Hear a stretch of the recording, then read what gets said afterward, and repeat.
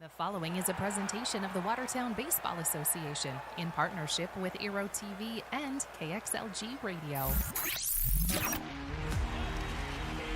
This is coverage of the 2025 State A American Legion Baseball Tournament from historic Watertown Stadium on Post 17 TV. Now, let's head down to the diamond and round the bases with the KXLG pregame show on Post 17 TV.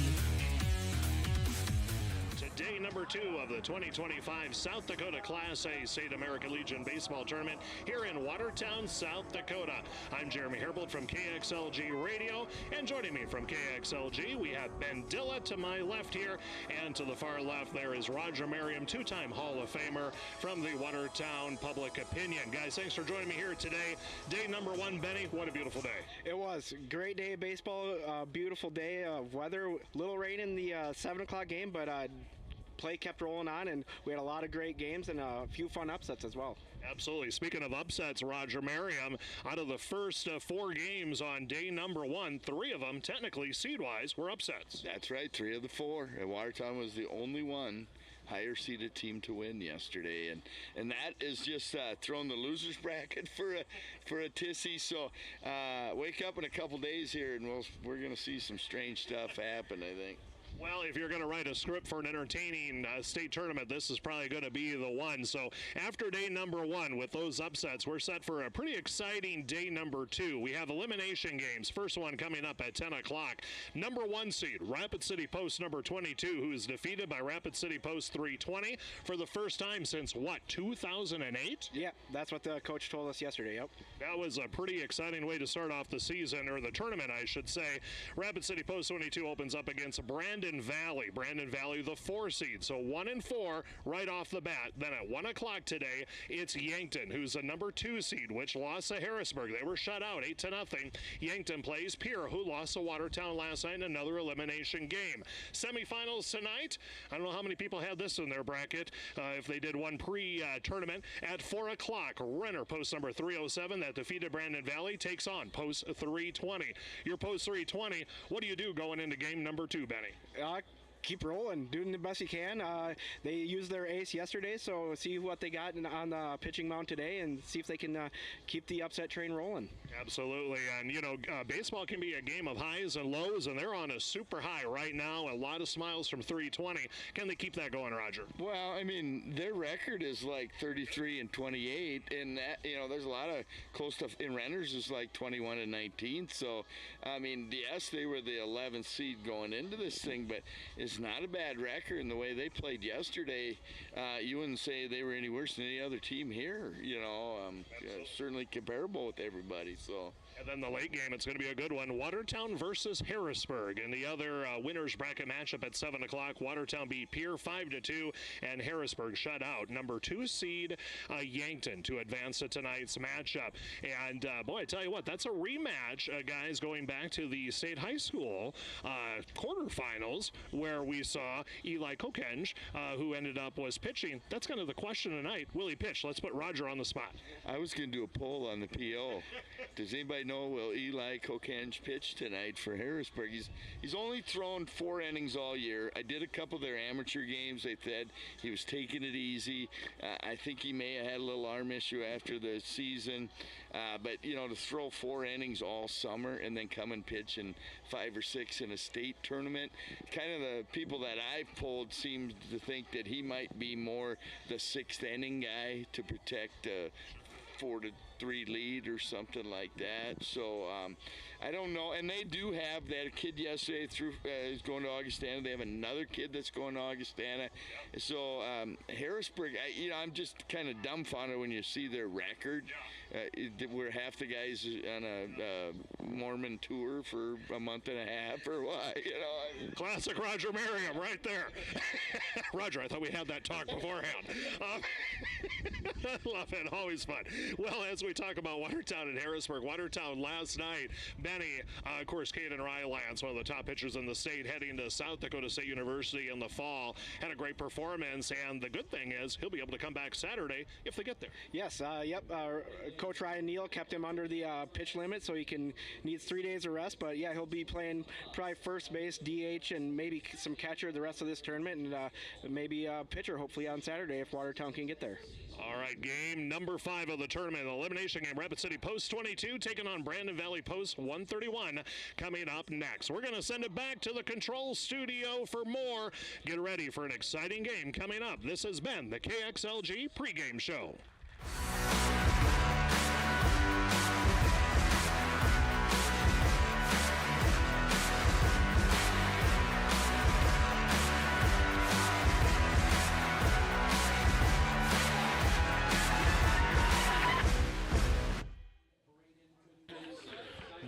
Good morning and welcome to day 2 of the 100th edition of the American Legion South Dakota State Baseball Tournament. My name is Sam Mooney, and joining me in the booth as always is the handsome and talented Tyson Zemlicka. Tyson, we're coming off of a 17-year drought in the game that we called, with Post 320 beating Post 22 for the first time in 17 years. Yeah, yesterday morning had some fireworks. Not what we were expecting, probably not what anybody that really follows the State Legion tournament was expecting, but what an upset. We got our money's worth here at the first game at 10 a.m. yesterday. And you know, I think there's a lot of people that expected this game, this Brandon Valley versus Post 22 game. I think there was a lot of people expecting that game, but maybe they were expecting that game at 4 o'clock today and versus 10 a.m. So we're really in for a treat getting this caliber of ball this early in the day, and this is win or go home. Yeah, they mentioned it down there. Three of the 4 games yesterday were upset, so the whole losers bracket's going to be interesting the whole way through. But yeah, it's going to be a good ball game today. Team's ready to go. Weather's beautiful again today. Can't complain over here. Happy to be here. Yeah, the weather is beautiful today at the Watertown Stadium. We've got more scouts in attendance today. Just see a gentleman from Dakota State that's here, that's watching. Yesterday we had representation from 4 or 5 different schools. Yeah, Southwest, Northern, USF, just to name a few. Yeah, a lot of high-end talent out here today, Sam. Yeah, so let's focus on the game that we have. This 10 a.m. game, game 5 of the tournament. Post 22 versus Brandon Post 131. If you're 22, you know, what's your mindset coming into the game? You were the big heavy favorites, and now you're on this side of the bracket. I think it's fair to say you're a little surprised, a little shocked. You are extremely thankful that these tournaments are double elimination. Everything is still out ahead of you. Yeah, I know it didn't go the way you expected. And then, of course, you draw another tough matchup here today. But it's at the end of the day, it's just baseball. It's what these kids love to do. It's what they're very good at doing. Post 22 is going to be fine. I think they're going to come out and start hot today and get back in a better rhythm. But definitely caught off guard a little bit. Yeah, and the way that the bracket is drawn out, it's not really that massive of a deal. Like, you can still win the whole thing. You don't have to play 9 games in a row or something like that in order to get there. You know, you play your game today, you win. You play your game tomorrow, you win that one. You know, you play your game on Friday, win that one, and then you play a couple games on Saturday. Yeah, and we've talked about it yesterday, how many games especially Post 22 plays in a year. They play so many baseball games, and they play a lot of tournaments, so they're ready for something like this, playing 4 or 5 games in 3-4 days. So they'll be fine. They'll bounce back. And the same could be said for Brandon Valley Post 131. Yeah. They, in the back of their mind, they always said the same thing. If we lost tomorrow, you know, we'll probably catch the 8th seed in the losers bracket, and we'll march on from there. And now you get this wake-up call early at 10 a.m., and you got what's supposed to be the best team in the tournament that you run into. But it should be a fun one. Yeah, I think we're like I said earlier, I think everybody's excited for this game. I think everybody was kind of expecting maybe this game to be at 4 o'clock. Instead, it's at 10 a.m. But we're definitely blessed to be a part of it. We're going to take a quick pause and turn it over to the greatest song ever composed, and we'll be back for the first pitch. The American Legion Code of Sportsmanship. To recite the code, a member of the South Dakota State American Legion Athletic Commission, Mr. Elton Bleemaster. Good morning, everybody. Guys, best of luck to you in this game. What a perfect day for baseball, greatest sport in America. I will keep the rules, keep faith with my teammates, keep my temper, keep myself fit, Keep a stout heart in defeat. Keep my pride under in victory. Keep a sound soul, a clean mind, and a healthy body. At this time, we will have the presentation of the colors to be followed by the singing of our national anthem. We remind everyone to please remain standing and honor the colors until they have been retired. Watertown Post 17 will do the honor of presenting our colors today.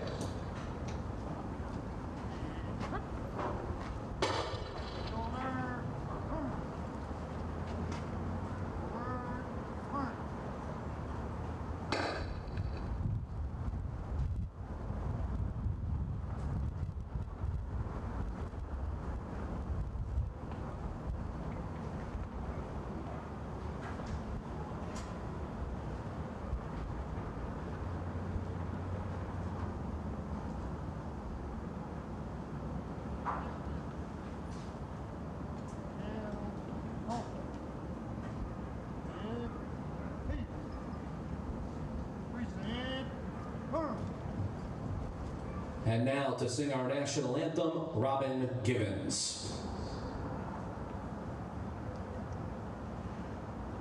Oh, say, can you see by the dawn's early light what so proudly we hailed at the twilight's last gleaming, whose broad stripes and bright stars through the perilous fight, oh, the ramparts we watched were so gallantly streaming, and the rockets we flew, the bombs bursting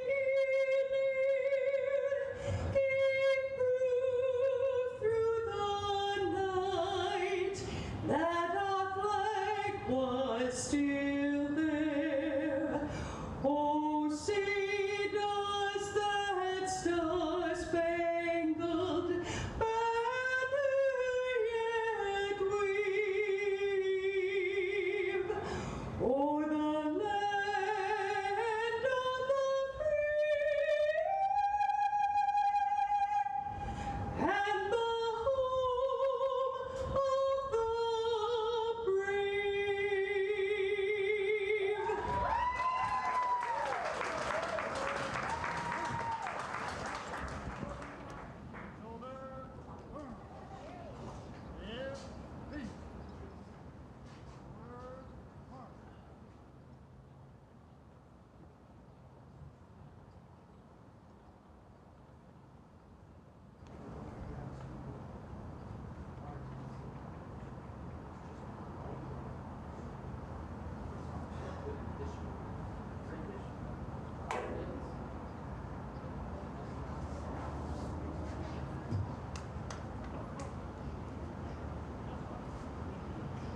Thank you.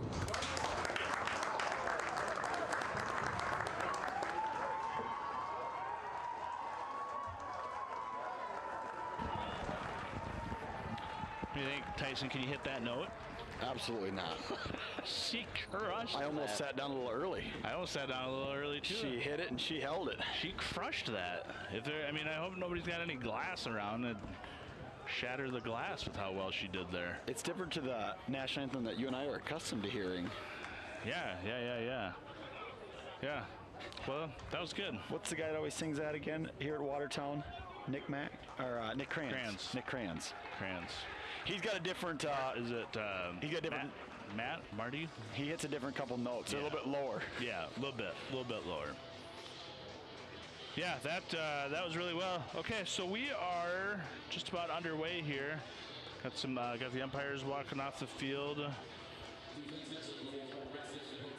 And now, so we talked a little bit about Post 22.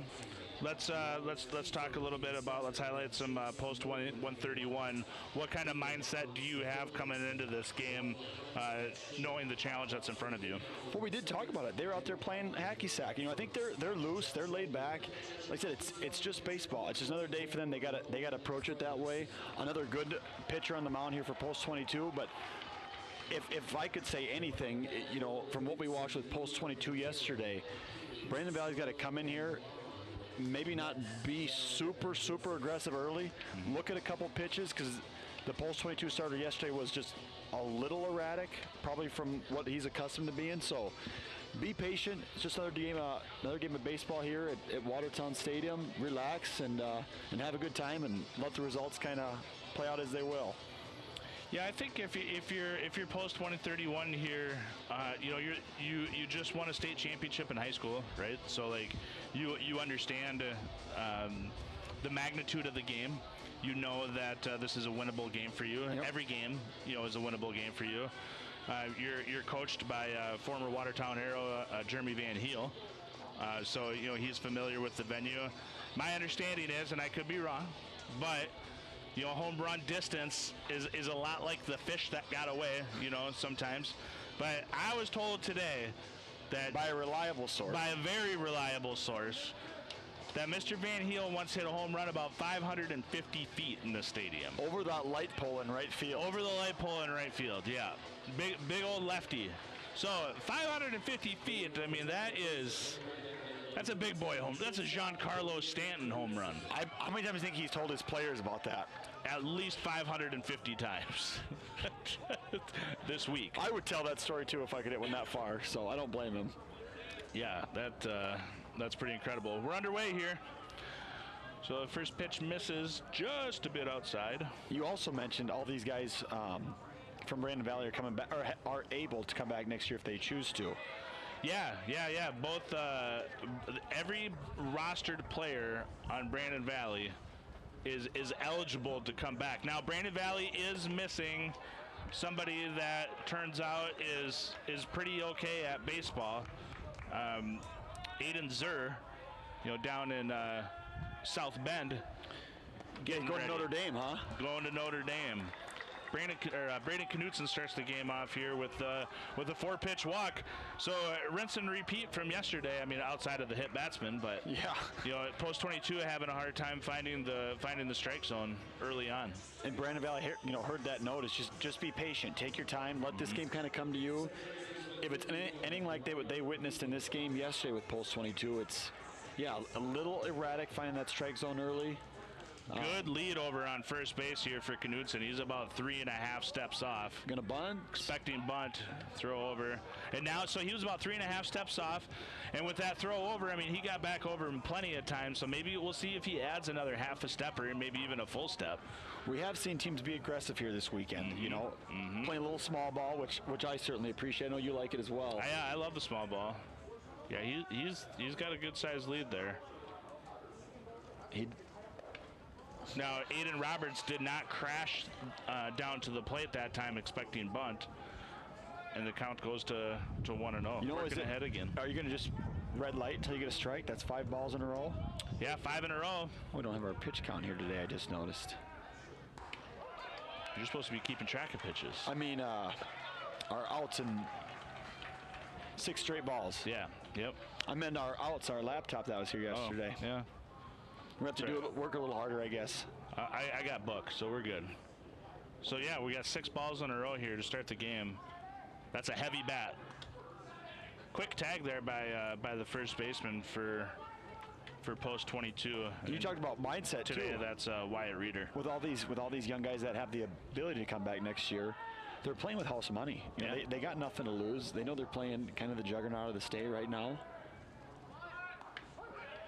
There's the first strike. So far, they're settling in. They're relaxed.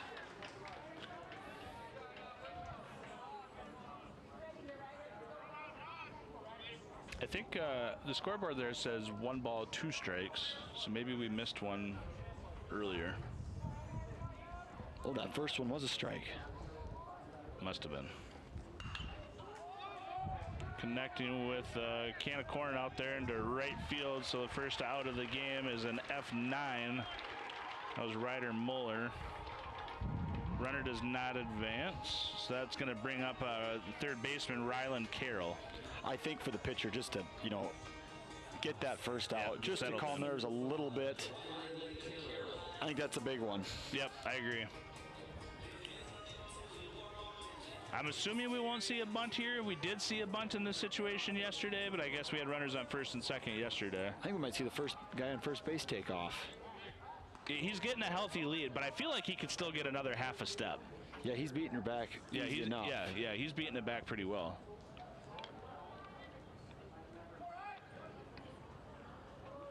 Yeah, and again, another healthy lead.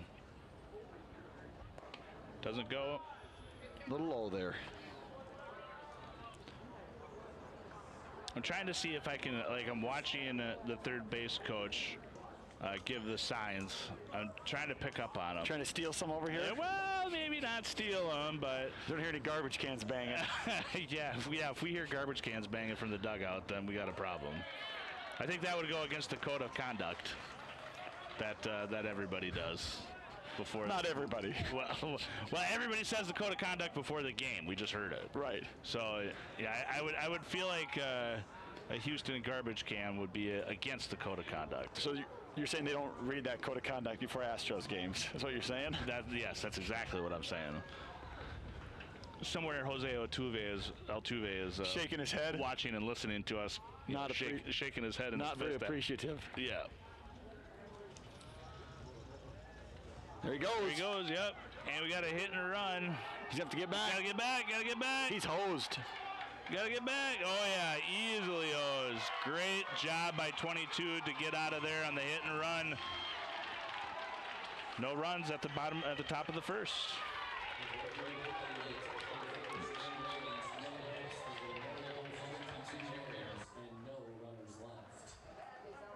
The best way to get the most out of college is to do the most while you're in it.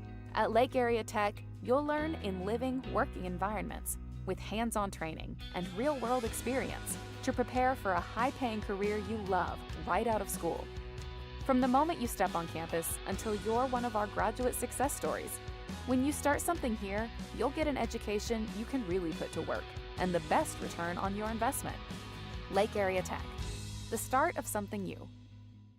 At Active Heating, you could say we specialize in comfort, heating and air conditioning, plumbing, air and water quality. Active Heating is ready. Too hot or too cold? Our certified comfort experts for Coleman Heating and Cooling Equipment can help. Don't let a leak drain your bank account. Our plumbers can handle it. Improve your air and water quality with an air purifier and reverse osmosis system from Active Heating, your local Coleman dealer. Active Heating of Watertown and Brookings, your comfort experts. Looking for a way to show your school spirit and support the Watertown School District? With the Aero Spirit card from American Bank and Trust, you can do both.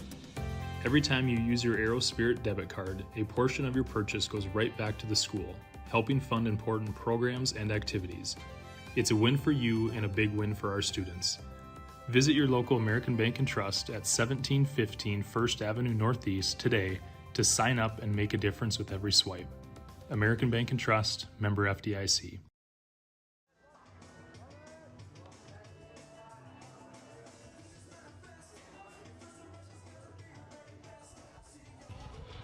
Well, if you're post 131, you're a little disappointed with the way that the top of the first ended, Tyson. Yeah, started off with the walk and then kind of a base running error, kind of a coaching error a little bit there, a little bit of blame to go around.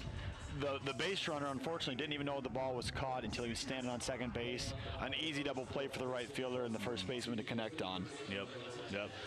And props to 22's right fielder, that's Carter Johansson. Understood that he had some time, didn't rush the throw, made a good delivery for the put out. Put it right on the money, though. Yep. Aiden Roberts is going to lead off for post 22. And he's swinging early today. First pitch of the game. Yeah. Ball gets out of here. Some kid's going to go get a buck. I like it. Roberts led off yesterday. See a line drive to shortstop. Roberts led off yesterday. He was 0 for 2 with a hit by a pitch. Starts off today with a line out to short. But you know what? There, like, don't change your swing at all there. I mean, you take that hard line drive. That was a good rip. Yeah, that was a great rip. But again, swinging on both pitches, that was what we talked about. And we don't watch a lot of post-22 games, obviously, but they show up and they are aggressive in that batter's box. They are hunting pitches the entire time. Another one. And this one's a first pitch swing in here. Ground out second baseman. 4-3 on the put out there. Yeah, post-22 does not care about the pitch count rule. They don't care about running the other guy up. They just want to get up there and swing. Wyatt Reeder here is the 3 hitter. He was 0 for 3 yesterday. Reached on an error in his second at bat. Struck out his first at bat. I think we see a better game from Wyatt today. Yeah, he's a good young ball player. Got a good left-handed stance there. And he shows a bunt. I don't know, man. Maybe he's max speed. Sometimes it's just whatever way he gets on base. You know, to be fair, that's exactly right. Like however to get on base. That could be a windshield shot there. That foul ball is going deep. That might get to a house. Yeah, that could be a windshield shot there. Tyson, is the third baseman got a hood on? Yeah, he does. Is that a thing? Let's say Greg Jennings like. Yeah, from the old Packers receiver. A little ground ball, cleaned by the second baseman on a 4-3 putout. Nice, easy inning for post 131 heading into the top of the second.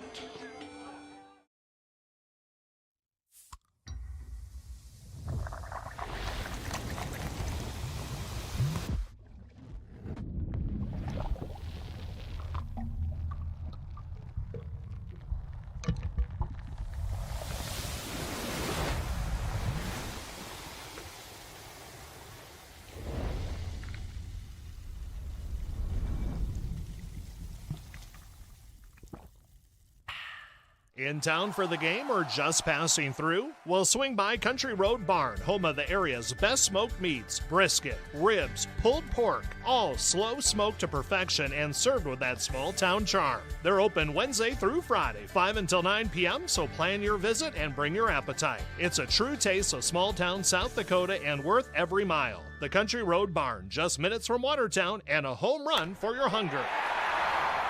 Stay connected with them on their Facebook page or website.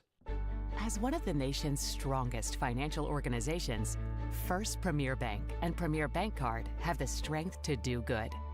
We support nearly 700 organizations and nonprofits.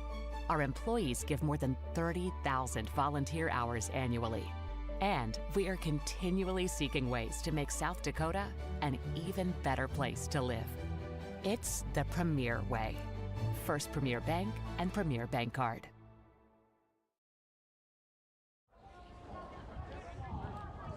All right, back for the top of the second inning. Max Peters leading off. That's the second pitch of the at-bat.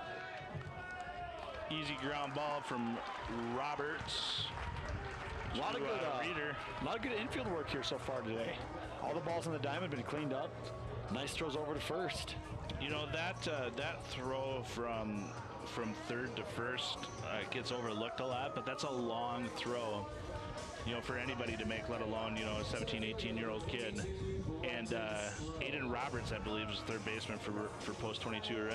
Number 10. Yeah, that's Aiden Roberts. He's flashed a lot of good leather over there this weekend. An absolute perfect throw. Yeah. I mean, that's not an easy throw to make. No, it doesn't rush it. And for me, like, that's one of my favorite plays in baseball is a third baseman backhanding a ball on the other side of the bag and then making that accurate throw all the way across the field. I was having a conversation actually with Jacobson, with Jared about that, and he likes the Derek Jeter throw from short. Oh, he likes the throw from short and the whole, yeah. He used to play quarterback. He would like the flashy play. Yeah. 3-0 count here on the number 5 hitter for post 131. This is number 22, Brighton Stroh, center fielder, and he gets on 4 pitches. So on the one hand, post 131 is being very patient at the plate, with minus the Peters at bat. Peters bat saw 2 pitches. And then Brandon Valley's pitcher threw six pitches. Yeah, it's just 6 pitches, 3 outs. That's an umpire's dream. It's consistent, though, for Post 22. We saw him do it yesterday, and they're going to go up there hacking away today. Yeah, that's an umpire's dream. 6 pitches. I mean, the only thing better than that, when you get the immaculate inning. 1, 2, 3. Sam, number 22 for Post 22. Isn't that Jace Morgan? 22 is, yep, that's Jace Morgan. Okay, he's on first base. Okay. Yeah, the lineup had him on, no, he's not on, they had him at left field. 22 is in left field, right in front of us here. Is what the lineups that we were given anyway. Okay, gotcha. You're right. I'm looking at the wrong 22. Yeah, that'll happen. That'll get you. Yep. This is, for 131 here, this is Jack Blomger on right fielder, number 3. And again, being patient, you know. Getting a good lead over there at first. Yeah, yep. They have been. That one was a lot closer. Yep. Great pickoff move there. See if he shortens it up a little bit. And he's about 2.5 steps. Not going. Foul ball. Got ball boys right there. They're excited about that. Evens the count at 1 apiece. You sitting fastball here, Tyson? I think so. I think he's worried about that runner taking off too. So you got to think fastball's coming just to help maybe throw out that runner if he takes off. Now I think in that first inning, Brandon Valley on that double play, I'm assuming that was a hit and run. A called, a designed hit and run. He stole. Yeah, yeah. But you think it was called, designed that way?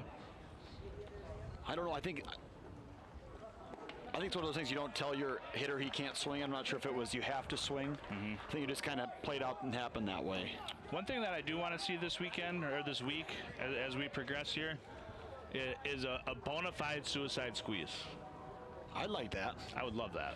We did get our 1 home run yesterday. I wouldn't mind seeing a couple more of those. Right on it here. Followed it off. Evens the count at 2 apiece. It'd be nice to see a lefty hit one out, even though it's a lot easier for us to see a one over left field like we got yesterday. Yeah, that was great. That one you kind of knew off the bat yesterday that one was going to probably get out of here. Left fielder knew it for sure. Yep, that one carried for a distance. We'll see if we can get a Jeremy Van Heel type home run. Backwards. Ooh, gets a backwards K here. And I'm not sure. Pitch looked good to me. Yeah, I don't think he liked it a whole lot. Yeah, it looked fine up here.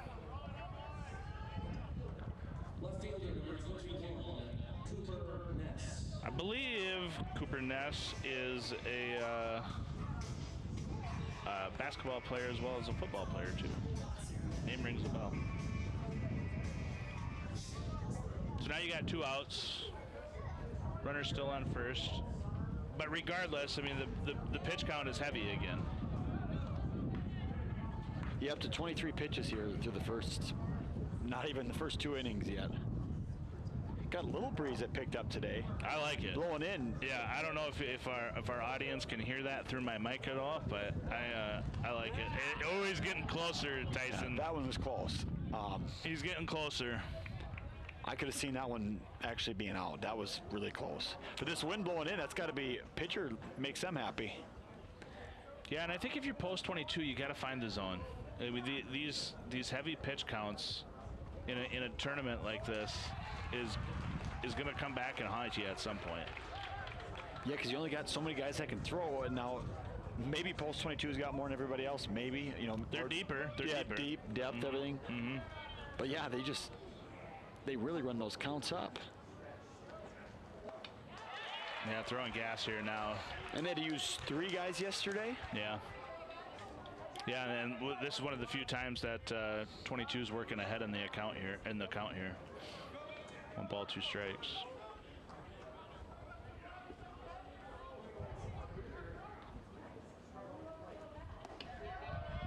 Oh, that was a late one. Yeah, I thought it was late too, but he's in there. Good job of post 22 trying to sell that. as soon as the tag came down, left fielder, center fielder, shortstop, second base, all ran off the field. They were, and they might tell you they were doing it to like pick up a loose ball, but yeah, they looked like they're all headed to the dugout. Yeah, 100%. They were all trying to sell that one. I appreciate again, we talked about that yesterday. You know, the game within the game. Yep. They got a runner in scoring position.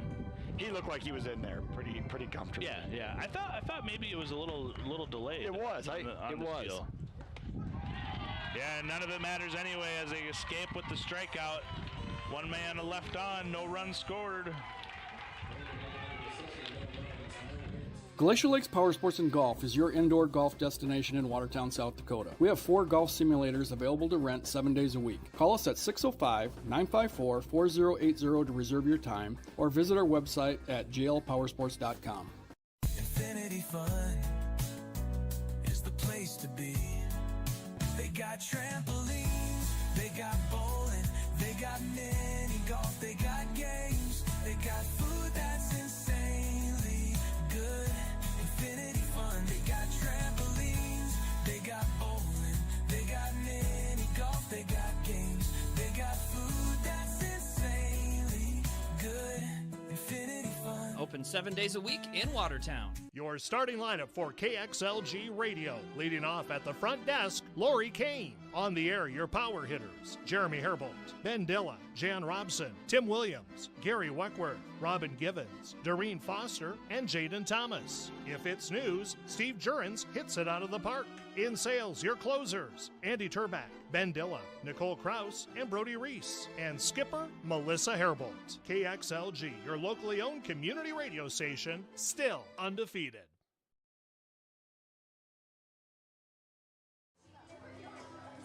Sport.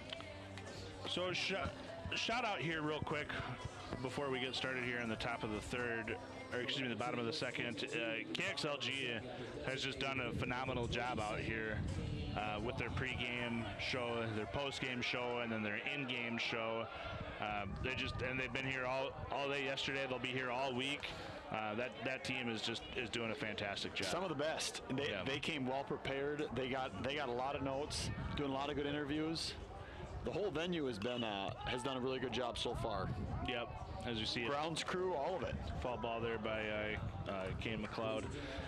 Yeah, and then our Aero TV team, they're doing an incredible job as always too.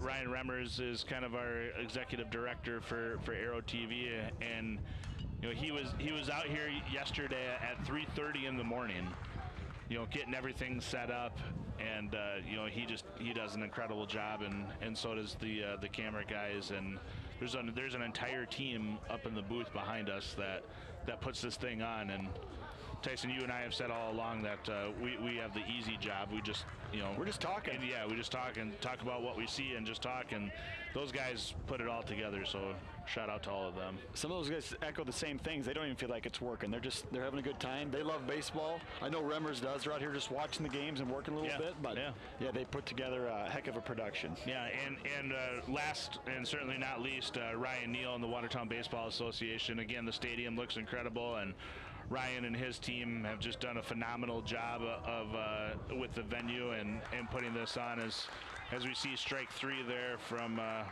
McLeod. But yeah, Ryan Neal and the Watertown Baseball Association have just absolutely crushed this tournament. And I think at the end of the day, regardless of how the Watertown baseball team does, they have a lot to be proud of. I couldn't agree with you more, Sam. So it's going to bring up number 22, Jace Morgan. And post 22 still looking for their first hit early on.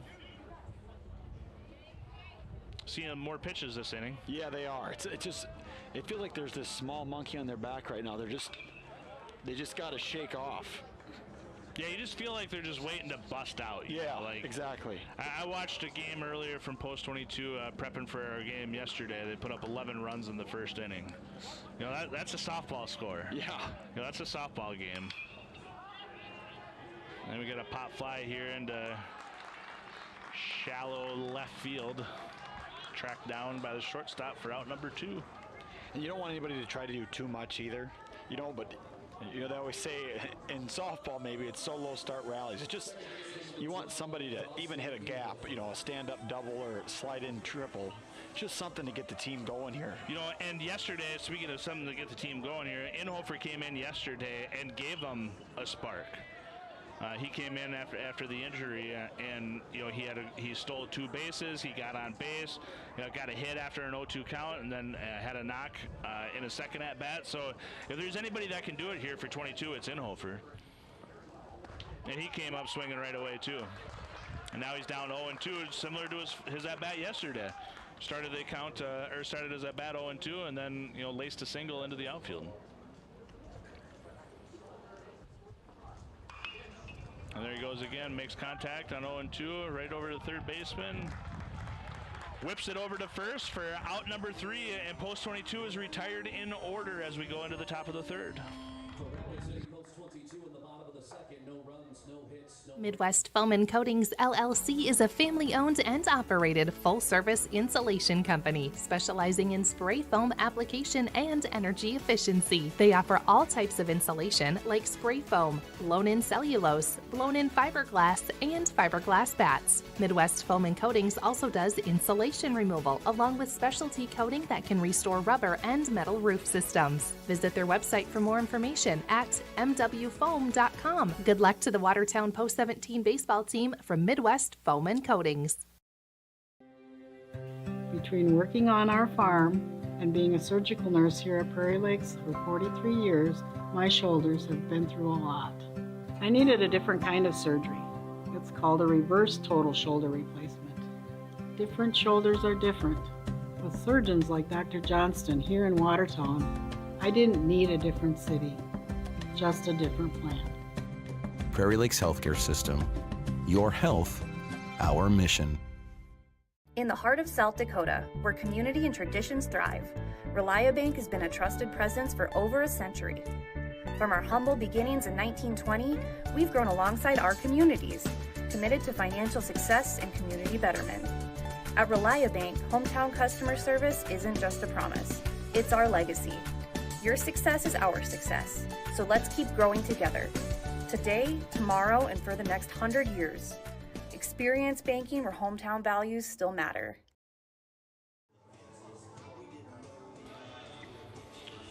All right, back for the top of the third inning. Pretty quiet thus far from both teams. That's what Brandon Valley wants, right? Mm-hmm. The longer you let them hang around, the better chance they're going to have here. The more confidence they're going to build. Yeah, still waiting for our first hit of the game. Just got a couple walks? Just one? Yeah, we had 2 walks. 2 walks. From Brandon Valley's gone on base twice with 2 walks. And post 22 is yet to reach first base. Most excitement we've seen so far is a stolen base, huh, Sam? Yeah, but you know what? To be fair, we had plenty of excitement yesterday. Yeah, that's true. We had a lot of excitement yesterday, and we have a lot of excitement in store for us. Not only this game, but the remaining 3 games. It's got to even out at some point, right? You had 3 big upsets yesterday, and just a couple fun games. Yeah. Yesterday was a lot of fun. It's great having this here. I wish we could have it here every year. That'd be great. We're gonna get a couple of pitchers duels today, which is fun as well. Just a different style of baseball. You know what? A lot of people go to a ballpark, whether it be at this level or at the highest level, and you remember the commercial from the 90s. Chicks dig the long ball. That type of deal. It was a Braves commercial, Sam. Yeah, those Tom Glavine and Greg Maddox. John Smoltz. Yeah, McGuire was in there. But anyway, as we see another strikeout here, yes, the home run is exciting, but a good old-fashioned pitcher's duel is also exciting. And not to mention that, when you see some good defense and guys flashing leather, that's also exciting. Because yesterday we had a couple uncharacteristic errors, and now today everything in the infield's been clean. We've seen a double play in the outfield. I mean, right now this game is being dominated by the 2 pitchers. It's early. We're only in the 3rd inning, but the game is absolutely being dominated by the pitchers. A couple of easy ground balls, but right now 22 is just coming out firing. I mean, Fredrickson is just gassing right now. Yeah, good morning, good afternoon, good night. Sometimes pitchers are like offensive linemen. They want just a little bit quieter game. They don't want a lot of fireworks. Just low scoring, no hits, nobody on base. Rumor has it that this is Braden Knutsen's birthday. So what a way to celebrate your birthday than to be competing for a state championship. If that's true, happy birthday, young man. Yeah, happy birthday to Mr. Knutsen. When's your birthday? October 10th. Be like 22, huh? Again? Yeah. Well, just as we have a 3-pitch at bat, then he falls behind 2-0 here. 3-0. You gotta let the guy, if it's his birthday, you gotta let him on base once. I mean, come on. He did draw a walk his first at bat. So, on base percentage is looking good. And comes back, battles back, 3-1. Got a couple young Arrow fans making their way right in front of us here. One of them was a Pitkin yesterday. They're looking for some foul balls to go pick up. Knutsen draws a 2-out walk, gets on for the second time today. Yeah, you can't get him out on his birthday. He got doubled up. In the first inning there. Right fielder didn't get that memo that you can't get him out on his birthday then. Yep. Doubled him up easy. Ryder Muller coming up here for his second plate appearance of the day. He flew out to right field in that part of that double play last inning. We'll see what kind of lead Knutsen gets here. Just a hair low there, Sam. Knutsen did, was running on that double play, so definitely not afraid to take off. We'll see if they try to push it here with 2 outs. Muller right on top of that one. Hey, where would you like to see the pitch count at this stage of the game? I always think like if you stay in that 10, 15, even 15 an inning isn't so bad. Mm-hmm. And that's, like I said, right now he's got 42 pitches in. He's on pace for 45 for this inning. Yeah, if 15 is pretty good, 10's really great. good. Yeah, and there goes Knutsen. Yeah, I mean, if you throw 10 an inning, you're going to go the complete game. And Yeah, it'd be 70 pitches. If you'd have pitched yesterday, obviously you'd be good to go again by Saturday in that instance. So I always think 15 is a pretty good average. 18 to 20 starting to tick up there as a high stress, higher leverage inning. Laboring a little bit. Yep. Mike, that's our second runner on second base. Both off a stolen base. Thought he was going to go again. From this angle, from where we're sitting, it doesn't appear that Fredrickson is a big kid. But he is gassing right now. Yeah, he is. I agree with you. Yeah, that's a great pitch on 0-2. That's a great pitch on 0-2. Took a little bit off, gets the strikes out the side, and we'll head into the bottom of the third. Stop into Roy's Sports Shop for the newest and latest apparel, footwear, and equipment for your sports. Whether it's a new bat from Marucci, a glove from Rawlings, a new pair of shoes from Under Armour or Adidas, or a pair of Oakley sunglasses, Roy's Sports Shop has what you need. Check out their online spirit store for apparel from your favorite team or school. Let them know if you'd like to start a new online store for your team or organization. Roy's Sports Shop is a local business that has served our area for the past 50 years. Roy's Sports Shop, East Highway 212, Watertown. Whether you're cheering on your team from across the state or across the country, just know, right here in Watertown, Sharp Automotive is driving hometown pride forward. From new Chevys and GMCs to trusted service and parts, Sharp Automotive is proud to support South Dakota Legion Baseball in the next generation of hometown heroes. Shop online anytime at sharpgm.com. We'll be here when you're ready. Sharp Automotive, driven to serve and proud to support all baseball fans.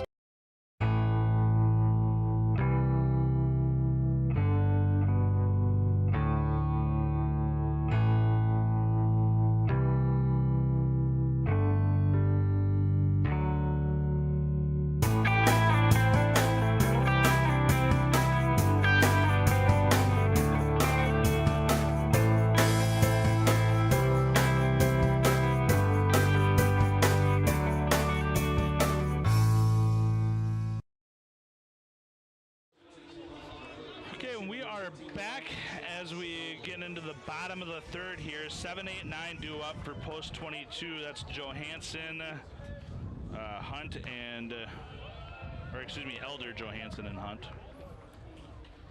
Starts it off with the ball here.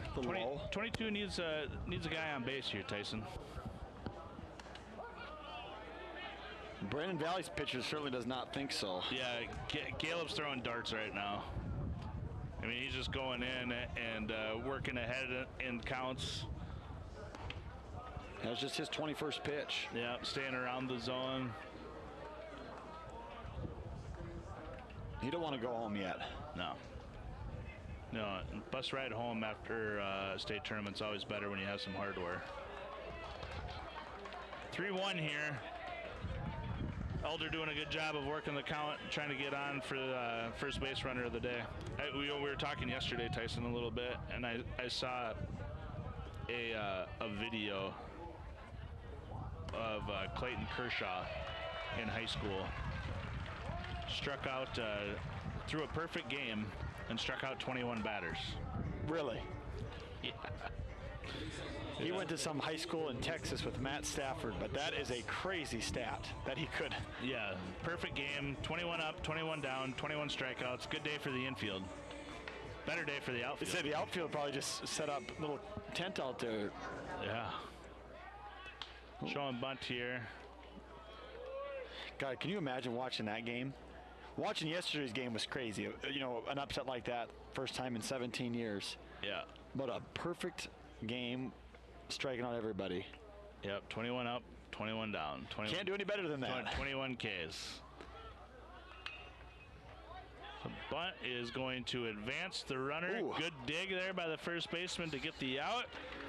So that'll go a 5-3 sacrifice for Johansson, advancing the runner over to second base. Little small ball out of post 22 here. I like it. Yeah, so just maybe try to get a scrap run on the board, get that confidence back a little bit. You know, and now if you're Hunt, you know, you just pull the ball and you know, advance the runner, and that's all it's going to take to score. Oh, he held up there. Yeah, he's not going to get in. He's going to hold him there. Smart, yep, because there was a little hesitation. Yeah, there was. Little hesitation from Elder off the crack of the back. But Elder appears to be a big dude, too. Yeah, I don't blame him. It's certainly better than just taking off and getting doubled up. No, really smart to stay, in my opinion, there, because now you got the top of the lineup coming up, and you got runners on the corner. Get a little bit of momentum, now you start challenging. Yeah, if you read it perfect off the bat, there's a good chance you'll get in, but now you're a sack fly away. Different if there's 2 outs as well. Right. Obviously, then he's off for the crack of the bat, but yeah, you know, and now you got your leadoff hitter up with runners on the corner, and you know, you start moving some things along here. Aiden Roberts looking to break the shutout here. Yeah, and Hunt was aggressive first pitch swing in there too for Hunt, right? Yeah. Yeah. We'll see what Roberts does here on his first pitch. And he's first pitch swinging, and he's going to find that 5-6 hole and knock in the first run of the game. That's why Josh Elder held tight. Smart. He knows who's coming up to bat. Yep, very smart. And the post 22 faithful showing some life over there in the bleachers. They're fired up to see their team get on the board. Now, excuse me, if you are Caleb, the pitcher for Brandon Valley here, you know, maybe you're finding too much of the zone early on. You know, maybe you gotta stretch your coverage there of the plate. Yeah, it's a combination of a couple things. You definitely are finding the zone a lot, but you know how aggressive this team is too. And they're just swinging a good bat right now. All those hits have been nice, you know, solid line drive hits. Sometimes a good team's just going to find a way to get it done. Yep, absolutely. We do see some activity in the Brandon bullpen now too, where I almost took a fastball to the head earlier. To the back of the head, yeah. Gonna have a meeting right now. Yeah, and I wonder if the meeting here is to settle them down a little bit, to talk strategy, or to give the bullpen arm a little bit of time to get loose. You know, only at 28 pitches. I think it's just, hey, we're down 1-0, bottom of 3 here. Take a deep breath, settle back in. We're fine. Find a couple ground balls or strike somebody out, and we're right where we want to be. See a scout from Mount Marty just walked right by us here, too. I thought that was what he had on his sweatshirt. Yep. Ben Dilla making an appearance here by us. The great Ben Dilla, legendary Ben Dilla from KXLG Radio. Trying to get an inning interview going down there, or what? It could be. Could be. Just getting some intel. Let's see what Lars can do here with runners on first and second. 1 out. Yes, 1 down. Lars grounded out to second base, his first at bat. Brandon Valley would sure like a repeat performance of that to try to get out of the inning here. I'm curious if it's a red light here, if they're going to let him swing on a 3-0 count. Yeah, we've just seen how aggressive they've been. I wouldn't have been surprised for him to say, take it off your shoulder, and if it's right down the middle, take a rip at it. Yeah, especially, I mean, your 2-hitter is typically a high average guy and, puts the ball in play a lot. Yeah, swinging away there, line drive down the right field line, and that's going to be a fair ball. The merry-go-round wheel is in process. 1 run in for sure, a second one in, and that's an RBI double as he throws the grenade for Kiefer. Wow. I've only seen Acuna do that. A good throw from the second baseman there. I thought they were actually going to get him at home. The throw was a little up the first base line, and they weren't able to get him there. But Aiden Roberts scores all the way from first on the double by Kiefer, and now the wheel is spinning here for Post 22. Yeah, I think once the beast kind of gets going, it's hard to stop, and want to see if Post 131 can get out of this inning here, just down 3-0, and try to limit the rest of the damage. That was a beautiful ball down the right field line. Beautiful. Going opposite field, and obviously the defense has shifted over a little away from it. Is this Reeder, Sam? Yeah, this is Reeder. Reeder's still looking for his first hit of the tournament. This where he's going to get back on track? Yeah, he ain't laying down any more bunts. Might have a blizzard that says that he gets a hit here. Gosh, and then he does almost lay down a bunt. He shows, but he pulled back. You want a blizzard for a hit, is what you're saying? Yeah, I got a blizzard says that he gets a hit here. Gosh, I hate to bet against him, but I do like Dairy Queen either way. So we'll see what happens here. Working the count. He's ahead here, 2-1. Reeder's due. Yeah, he is. I mean, he bat almost 600 on the year, and he's still looking for his first hit of the tournament. So I don't think he's been such a big fan of this Watertown Stadium. Not as big a fan as we are, apparently. Yeah, he's due here. And he's ahead in the count here, so this is definitely in his favor. Uh-oh. That one might be a little too far. Yep. Can't reach it. A lot of foul territory here. Look at the ball boys coming in. Getting after it. A lot of foul territory here at the Watertown Stadium. Yeah, this third base line's got a ton of room. That's Turback and looks like Flory ball boys over there. He was the count to 2-2. A lot of opposite field hits here this weekend. Oh, taking great lead. Yeah, great jump. That's going to score a run. Took a wide turn at first, but that was a fantastic jump by Kiefer. Kiefer read the pitcher perfectly. Let me ask you this, Sam. Wow. The $1 million question. That's a hit. You're doing the book. 100% that's a hit. Let me ask you this. In the MLB this year, it's a hit. No. In the MLB last year. Yeah, in MLB this year, 100% it's a hit. Yeah. In the MLB last year, it's a hit. To be fair, shortstop backhands. He takes. I'll give you a hit on it. He takes 2 steps.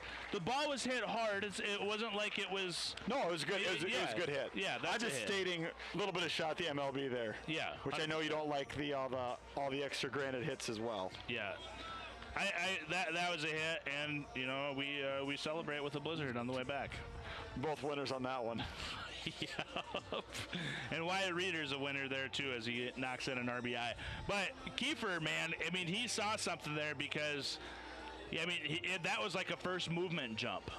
Yeah. And maybe even before he moved, he could have walked to third. So he scores easy on the Reader single. Mason Feld, the DH, is now in at pitcher, Sam. Okay. So Mason Feld is our new pitcher. It looks like after 36 pitches that Caleb's day is done. All right. And Caleb was not hitting, so he will remain out of the lineup, I'm guessing then, right? Did you just move the DH to pitcher? Yep. And man, Caleb couldn't have started those first 2 innings better either. Oh, man, he was great.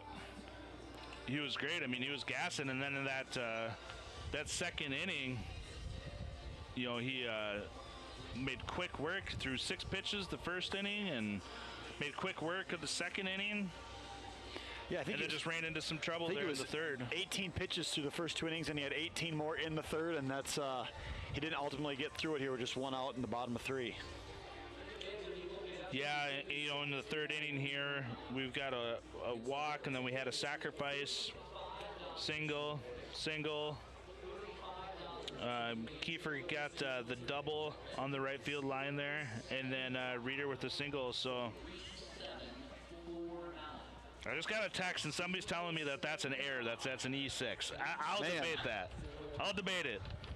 Like I said, MLB this year, that's a hit easy. Yeah, that's a hit. Do you want to give up your source or no? JB. Okay. JB says that's an E6. I think if you asked the shortstop, I'd know what he'd say, but yeah, I think it's debatable. We got the official book up there. We're gonna have to walk up there in intermission to say, hey.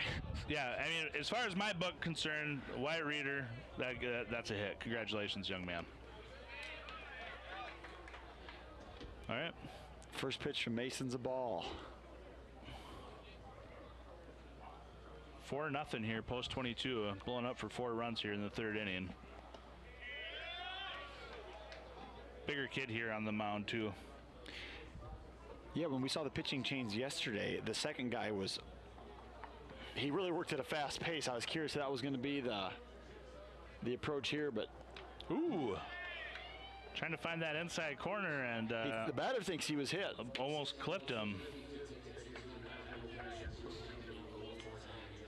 Yeah, Kane McLeod. Dawson Schmidt just texted me and said that's a hit all day in Legion baseball. So we're going 4-pitch walk. We're going with Dawson. I can live with that. Brandon Valley's got sending more to the bullpen. It did have kind of a nasty hop there, right when it bounced over the shortstop's glove. Looking for somebody to break a tie just for fun. We'll keep the chat going on that one. All right, that brings up number 22, Jace Morgan, the left fielder. He flew out to the shortstop, his first at bat. First and second here, still just the 1 out. So infield fly rule is in effect here. First and second, less than 2 outs. So if there's a routine pop fly hit up into the outfield or on the fringe of the dirt and the grass, then umpire will call an infield fly, and that's to protect the runners, Tyson. I know far too much about the infield fly rule. The Chipper Jones of 2012. Yep. Left center. Shallow left center. Yeah, infield fly. Co-ed line. Yeah. Yep. It was a rough day. That's a deep one, isn't it? Can of corn right here to center fielder. Kind of fakes it there a little bit. Runners will stay. So that'll be an F8 for out number 2. And that brings up Inhofer, who is one of my favorite players to watch. He's exciting. Yeah, he's had a solid tournament here ever since subbing in yesterday. Yeah, he's been fun to watch. A little off-speed pitch there, a little bender maybe. Caught Inhofer looking.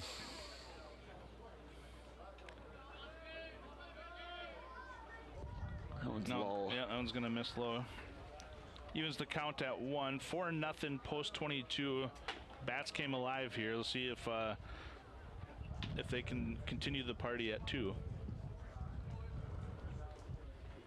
Ooh. I did see in softball this year. The ball got pitched over the batter's head. It hit the bat and went into fair territory. I'm guessing they got him out at first. He didn't take off running. They did get him out at first, and same rules apply here. As we see a ball in the dirt, catcher's having a hard time finding it, and both runners will advance. If the ball, if a batter ducks and it hits the bat, you know that ball is that. If it goes into fair territory, it's live. Yep. So now he's going to switch to the windup here, and we're going to get a walk. So Inhofer is going to keep the inning alive with the walk, and that'll bring up Elder, who coincidentally would be the elder of this inning as he led the inning off. So this is his second at bat of the inning, Tyson. He scored the first one, right, Sam? Yeah. Yep. He led the inning off with a walk. See what I did there? Yeah. Elder of the inning. I like that. Good play on words there. Yeah. He's gonna try to really break this one open. Yeah. Anything into the grass here will definitely break this thing wide open. Brandon Valley getting loose in the bullpen here again.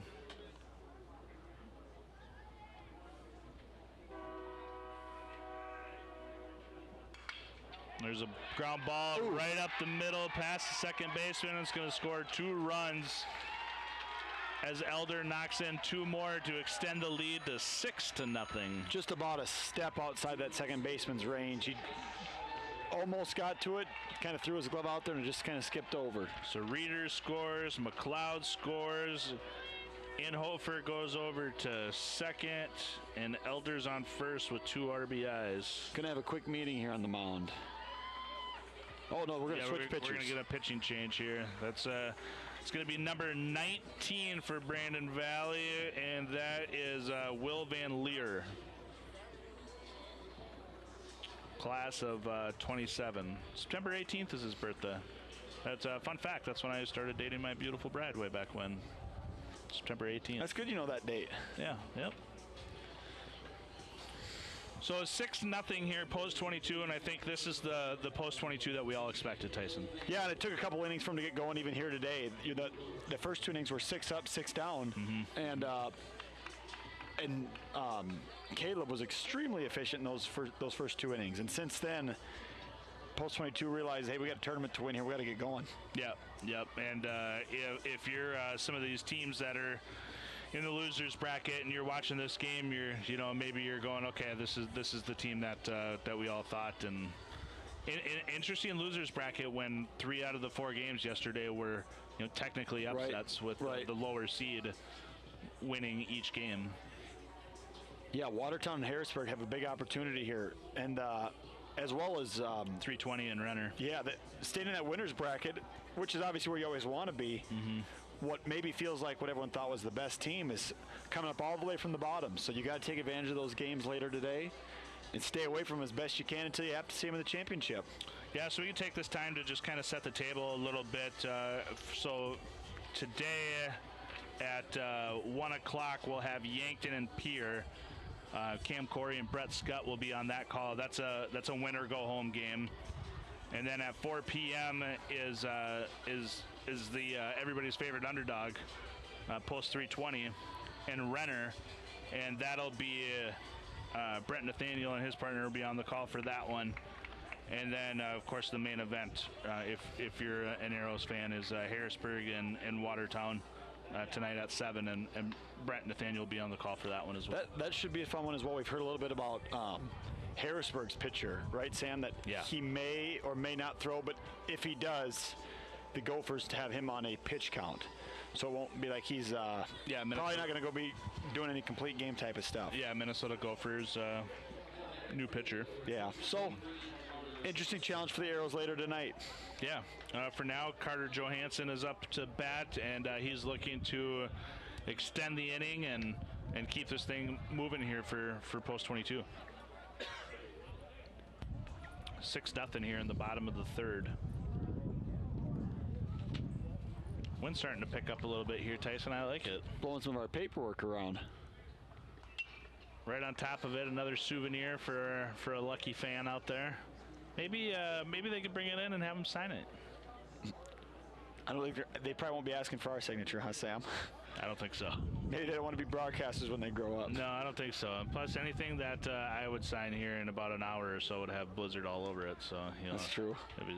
Ice Cream is going to back pick him at second. Good job at second baseman there. Not to let that go into center field. That would have been a disaster.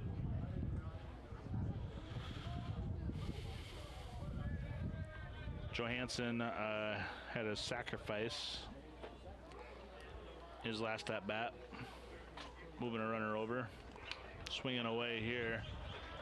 Evens the count at 2 apiece here, 2-2. It was a big hack there by Johansson. I don't think he was looking to just bloop one in there. Yeah, he don't want to put 1 RBI on the board. He wants to put 3. Yeah, it hurts my back just looking at it. Good job of holstering there to bring the count full. Runners are going to be on the move here as soon as that leg goes up, Tyson. Yeah, we'll see if Post 22 continues their dominance here this inning and drive a couple more in. Base hit will definitely score Inhofer from 2. Yeah, you get another walk here. So Inhofer moves over to third. And then Elder goes over to second, and Johansson goes over to first on the walk. Long inning here, Tyson. Yeah, it is. When you're on your third pitcher in the inning, you know that's not usually a good sign for the team in the field. Yeah, Hunt had a line drive into right field his last at bat this inning.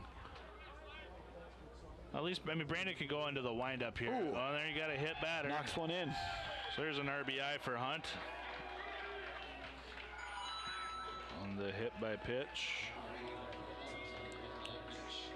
Inhofer scores.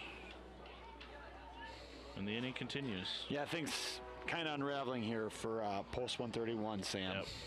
Brings off the leadoff hitter Roberts as the bullpen gets back into work here for Brandon Valley. Roberts doing his best Nick Castellanos impersonation, swinging at the first pitch again. Castellanos probably would have missed it, right, Sam? 100% he would have missed it. I mean, if he threw it out and away. That's true. Yeah.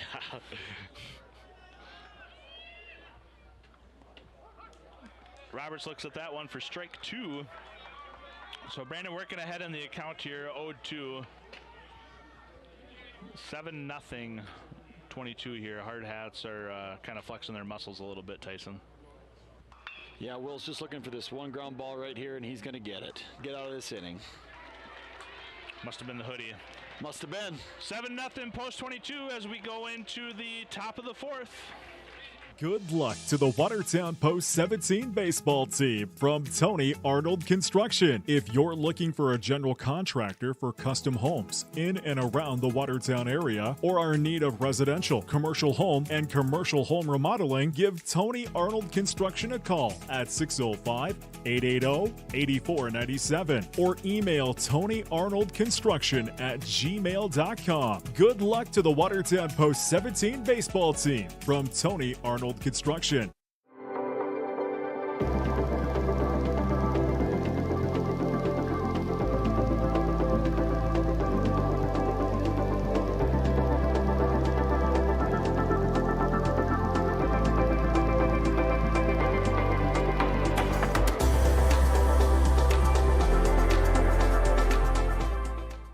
Baseball fans, stop into the Wheel Inn for some home-cooked food. Open 7 days a week, serving breakfast, lunch, and dinner with the best staff in town. Plus, online ordering is available. Visit WatertownWheelIn.com to order your favorites. Come to the Wheel Inn before or after the game for your home-cooked favorites. Open daily, 6 a.m. to 8 p.m. on Highway 20 in Watertown. Good luck to the Watertown Arrows in the State A Legion Tournament from the staff at the Wheel Inn.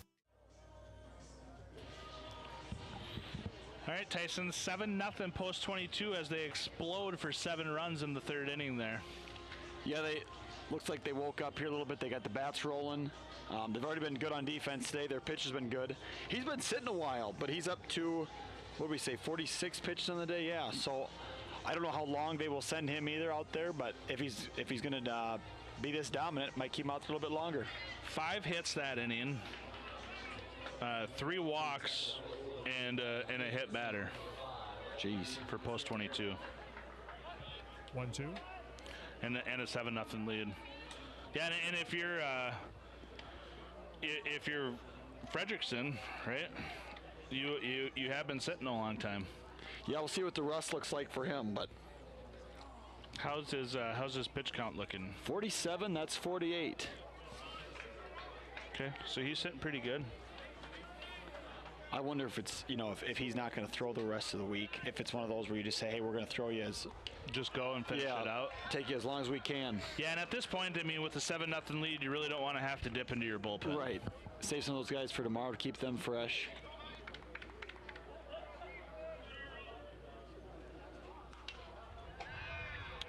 That one's going to get out of play there. There's another point of view of if you really want to get to where you want to be in this tournament, if you're going to double dip on Saturday, then you got to stay under that 80 pitch count, under 81, right? Yeah, so that's fair. Yeah, because you're to win it all, you got to win 2 on Saturday. Good point. There's a good line drive hit out into the gap. And that is going to get by the center fielder, and he is going to coast into second base with a stand-up double for Ryland Carroll. Really good effort out of the center fielder. And we saw him make an absolutely incredible play yesterday. Yes. He's trying to get on SportsCenter again today, and just about a step away on that one. Yeah, so stand-up double for Ryland Carroll. And what Brandon Valley needed, kind of just to get a little mojo back in their favor. Yeah, and if you're Brandon Valley, you're on the board. You've had a couple of walks, but that's the first hit of the game for them. That's the first hit, huh? Mm-hmm. Yep. Ryland Carroll knocks it in here with a stand-up double. The hoodie. It is the hoodie for sure. That's a beautiful bunt, Tyson. That is a beautiful, gorgeous bunt. It's going to get away from the first baseman. That ball was a little behind. Yeah, the ball's going to sail away there and allow Ryland to walk in to score Brandon Valley's first run of the game. And then Peters, I'm going to give Peters a single there. I think so. Yeah, I mean, that was a gorgeous bunt. Yeah.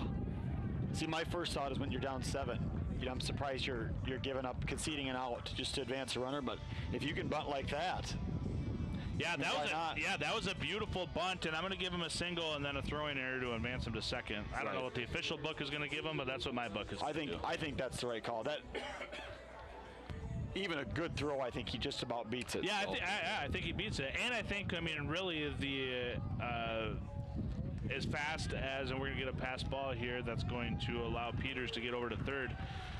Going back to Peters' bunt there, I think he was at first, and there was kind of a meeting at first base there, a little bit of a collision there that hindered Post 22's first baseman from getting the ball. Yeah, that was a gorgeous bunt, Tyson. I'm going to give that a single all day.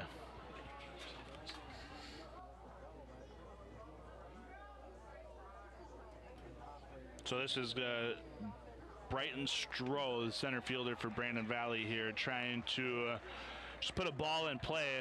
You'd think that anything past the pitcher here should knock in the run and cut the lead down to 5. But so far so good as far as answering back on after the big inning from Post 22, Tyson. Yeah, got some momentum back in their favor here. I think they thought they had a strikeout, but just a bit outside. Tried the corner and missed.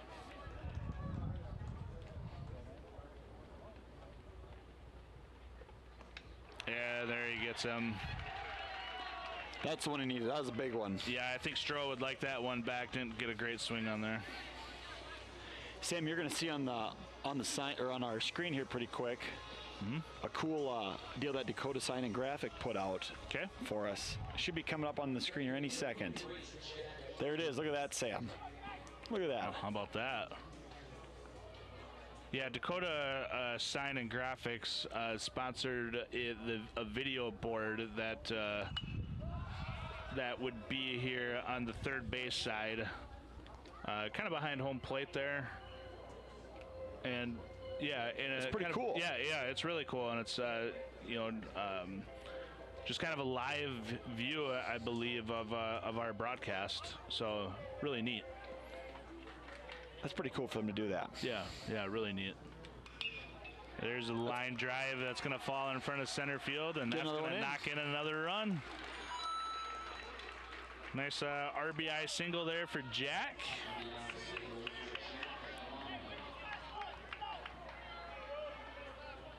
Good answer here from post 131. 2 runs in on the inning. They went into the inning without any hits. They got 3 this inning. Yeah, I think part of it, credit to Pulse 131 for sure. And we talked about is Skyler Montgomery, the pitcher. Did he sit too long? Is there a little bit of rust there?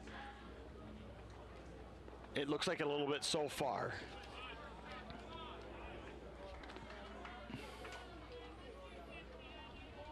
Yeah, Rowan Fredrickson, right? Fredrickson's their pitcher. Yeah. Yeah, for post 22. So starter's still in the game, right? That's from yesterday. That's a note from yesterday. Got to notice my different colored pen. Yep, that's Rowan still. He's still in. Excuse me. 7-2 here. Fun fact about 7-2, it's the, statistically speaking, the worst poker hand you can start off with. That's true. Yeah, how about that? Didn't think we were going to get any poker shout-outs in today either. Well, you never know. Stick around long enough, who knows what'll happen. We had the banana ball yesterday and a little poker today. Little fantasy baseball shout-out. Yeah, shout-out to the grease light pulls. That was good. Struggling this week, though.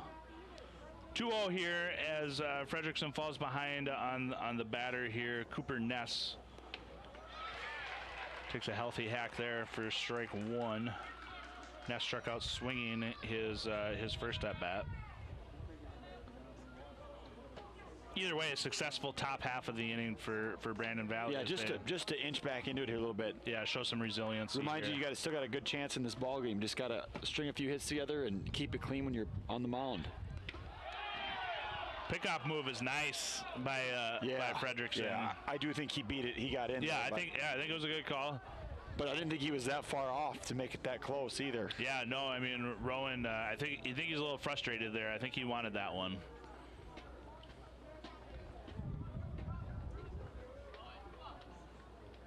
Yeah, the lead a little shorter this time.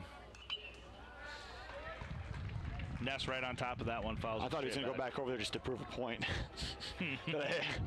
Well, you can see, I mean, the lead was a little softer there. Yeah. Jack didn't get off as far this time. It's in the back of his mind, too, that, hey, I might get picked off if I take that extra step again. Yeah, for sure. Nobody wants that to happen.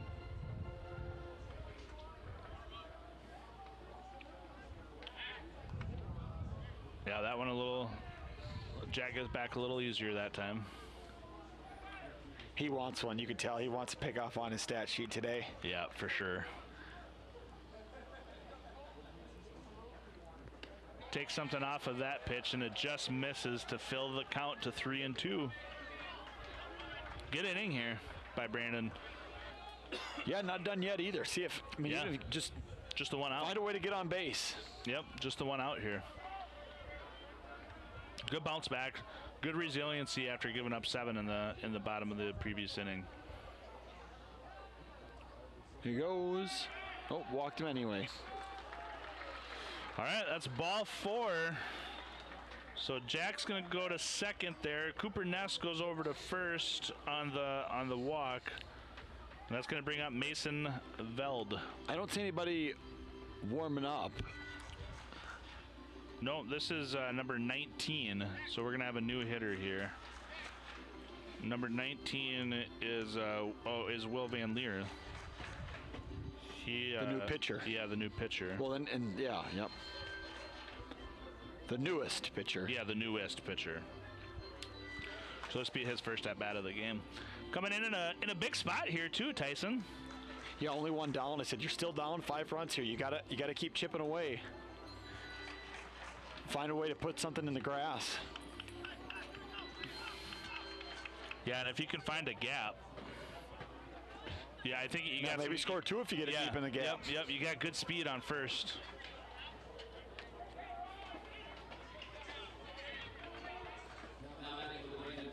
I wouldn't say I'm surprised that no one's warming up for Rowan Fredrickson. I think I expected to see somebody just in case they're going to save him for a little bit later. But he's still got pitch count wise. He's okay. I'll total that up here in a second. The first pitch swinging, I think that get right underneath his glove, Tyson. Gosh, now that one we are at a bad angle. That one we've got a tough angle, so I'm not sure if that got right underneath his glove or not. From here it kind of looked like it was E4. It looked like it went right underneath his glove from where we saw. Maybe we can get a replay of it. Regardless, another run scored. Yeah. Here we go, Sam. Like you said, regardless, find a way to get on base. He may not have gotten to it. Find a way to keep the inning moving along. Put the ball in play and things happen, you know? I mean, that's the thing. That's the key. You just put the ball in play. We'll give the young man a base hit. I like that. So runners on the corner here, Tyson, one out. Excuse me, and this brings up Christopher Joseph. He struck out his first at bat. Great answer back inning from post 131. We've got a little softball game going on here with all these runs. Great defensive stop there by the catcher doing his best JT Real Muto impersonation. Give or take a couple here. I got 67 pitches so far. So, in the next 13 maybe be done, and now somebody's out in that bullpen warming up. Yeah, Rapid City's bullpen just started getting a little busy here. Definitely would like to get Post 22 would like to get Rowan through this inning if they can. Yeah, and then maybe even stretch him out into the next inning. That bunt is absolutely gorgeous. Yeah, a little safety squeeze there as the runner delayed going home. Well done. Well done. So Ness scores. Van Leer goes over to second. And then we'll put that down as a sack RBI there for Joseph. Is that what you asked for earlier, or did you ask for? Well, that was like a safety squeeze. Yeah. That wasn't a suicide squeeze. Yeah, for a suicide squeeze. Yeah, that was kind of a safety squeeze. Beautiful baseball, though. Well done there. Well executed by Joseph. If I had a hat, I would take it off to him. He finds a big gap there in that 5-6 hole for a hit. That was Ooh, they're going to backdoor him. Nope. That was a good move not to send him. I know you want to at two down, but yeah, no, he would have been out. Yeah, he would have been out. Still getting caught up here from that bunt. So Knutson finds the 5-6 hole there for a nice base hit, and then Van Leer goes over to third. Still like that, Tyson. That was just a gorgeous bunt. It was. Yeah, it was well done there. I don't know if he has to put a little farther to make the pitcher go get it, because the catcher's momentum obviously is a bit easier play for him to make. Yeah, I mean, it didn't quite get to the grass there. It stopped at the grass. Yep. And he almost beat it out, too. Yep. So this brings up Ryder Muller. This is his third at-bat. Flew out to right field on the double play and then struck out in the third inning. That's an important run on third. Yeah, it is. That's a very important run on third if you're post 131. There he goes. That's not going to get down. No, that's going to be a can of corn to right field. Great bounce back inning from post 131 as they put up 4 on the board.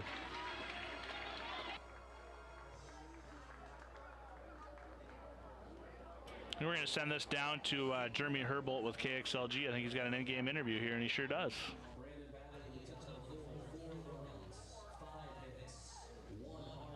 All right, we're here with KXLG inside the game once again. Got a great game going on right now. And joining me, we have one of the commissioners, Bo Garcia. How you doing, sir?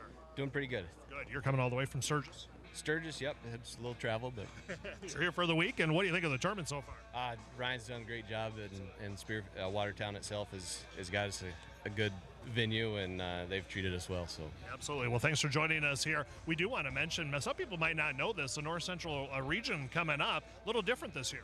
It is. The Central region, the Central Plains, we get 2 teams to go this year.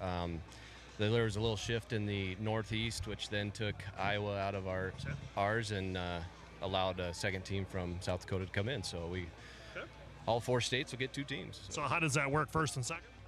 Yep, our first and second teams will go. So first place will go in as the A team, and then the second place will go in as a B. Okay, sounds good. Legion Baseball, 100th year anniversary. That's pretty wild, and it's just getting better, isn't it? It is, and it's a proud home here in South Dakota for us, and so it's just getting better, and all the college coaches out here this weekend have been a great experience for these kids. That's one thing I talked about on the way over here is I'm seeing so many different guys in college gear. Those are coaches scouting talent. Absolutely, absolutely, and I think Ryan's work with all those guys and his relationship has built this, and so it's a pretty good turnout. All right, well, we appreciate all that you guys do. It's been a great tournament and more good times coming up, and maybe we'll talk with you later on this week, okay? Appreciate it. Thank you. Thanks, Bo. We appreciate that. We'll be back here next game with another KXLG Inside the Game. We're going to turn it back to the announcers here, Sam and the crew here for today. More action coming up. That's KXLG Inside the Game. I'm Jeremy Herbold. Thanks, Jeremy, for that great in-game interview. And as we enter the bottom of the fourth here, we got ourselves quite the ball game, Tyson. Yeah, it looked like Post 22 was going to try to pull away there, and Brandon Valley really battled back there in the top half of that inning. Made this a ball game again, 7-4. Yeah, I got to change the innings in my book, because 22 batted around last inning. Kind of hate when that happens, don't you? Yeah, it makes the book a little ugly, but we'll get through it. Leading off for 22 is going to be Lars Kiefer. He is 1 for 2. Got a 2 RBI double last at bat. Will Van Leer is still on the mound as well. So he's sitting at about 12 pitches right now. Helped get the last third out in that last inning, and he comes back out to start this one. Yeah, and if you're Brandon, you want to stretch him. Yeah, you're gonna throw everybody you can this game just to get through the next one, not saving anybody. But you're hoping that you can get a few innings here out of it. Yes. Because if you do win the game, you still have tomorrow to get after. So interesting strategy here if you're Brandon, because you can empty the tank on the one hand, but on the other hand, you still have to kind of think about tomorrow, and right. So a lot going on here. The strategy of baseball is always something I've admired. Yeah, I agree. There's a leadoff walk for Kiefer. Kiefer's had a nice little tournament here. We're not getting a pitching change, doesn't look like yet. Just maybe a quick visit. Yeah, nobody in the bullpen here for Brandon, right? But yeah, no, I didn't see anybody. No, I don't see anybody. Oh, he took it from him. They're switching positions, Sam, but they are switching pitchers. Interesting. He took it and handed it to somebody else. Is that number 13, it looks like? Braden Knutson, the shortstop, is going to pitch. Did I see that? Let's see who goes to shortstop.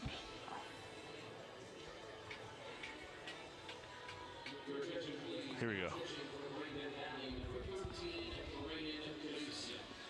Okay, yep. We'll see who goes to shortstop once they got our back to us here in a second. Yeah, so Knutson is going to be our new pitcher. He's the leadoff hitter.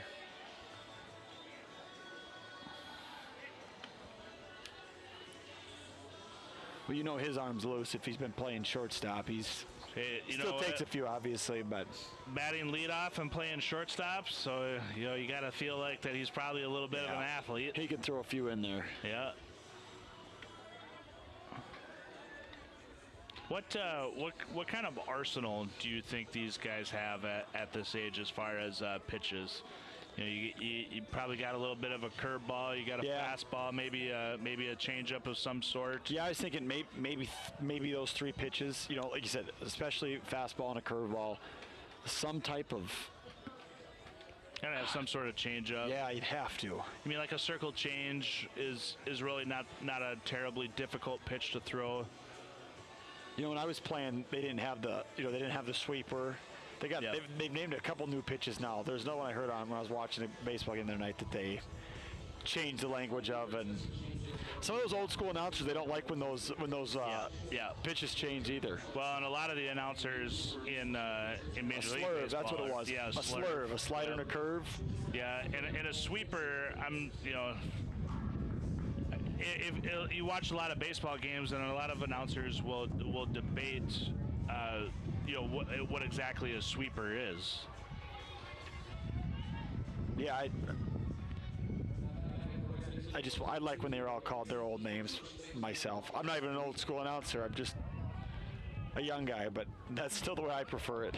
Yeah, I'm right there with you. Okay, so let's reset here. Excuse me. For post 22, this is Wyatt Reeder, who thankfully landed me a blizzard on the way home. So I appreciate that, Wyatt. Landed me one too. Yeah.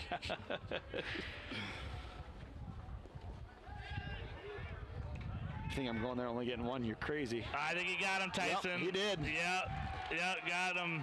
He definitely went late, and you went too late. Yeah, Kiefer there I feel like he got a good read on it, because there was a little bounce back by the catcher there, and but the catcher handled it well and threw a dart over to second and got him out. Yeah, those ones when you take off a little bit late, you kind of got to know it's a little bit farther away from the catcher if you're going to go. Oofta. Oofta Sam Mooney. Reeder gets into one there. That's gone. Yeah, just clears over, and Reeder gets his first home run of the tournament. Okay. Well, that was a no-doubter. That one went a long way. As soon as he hit it, I thought it was farther than that. Yeah, Reeder gets into one. Post 22's first home run of the tournament. I think the coach from Brandon Valley is at least saying I hit it farther than that one. Yeah, and if you're Lars, maybe you're a little frustrated with yourself right now. Definitely happy they got that runner out going to second, but the home run is tough to give up after that. Yep.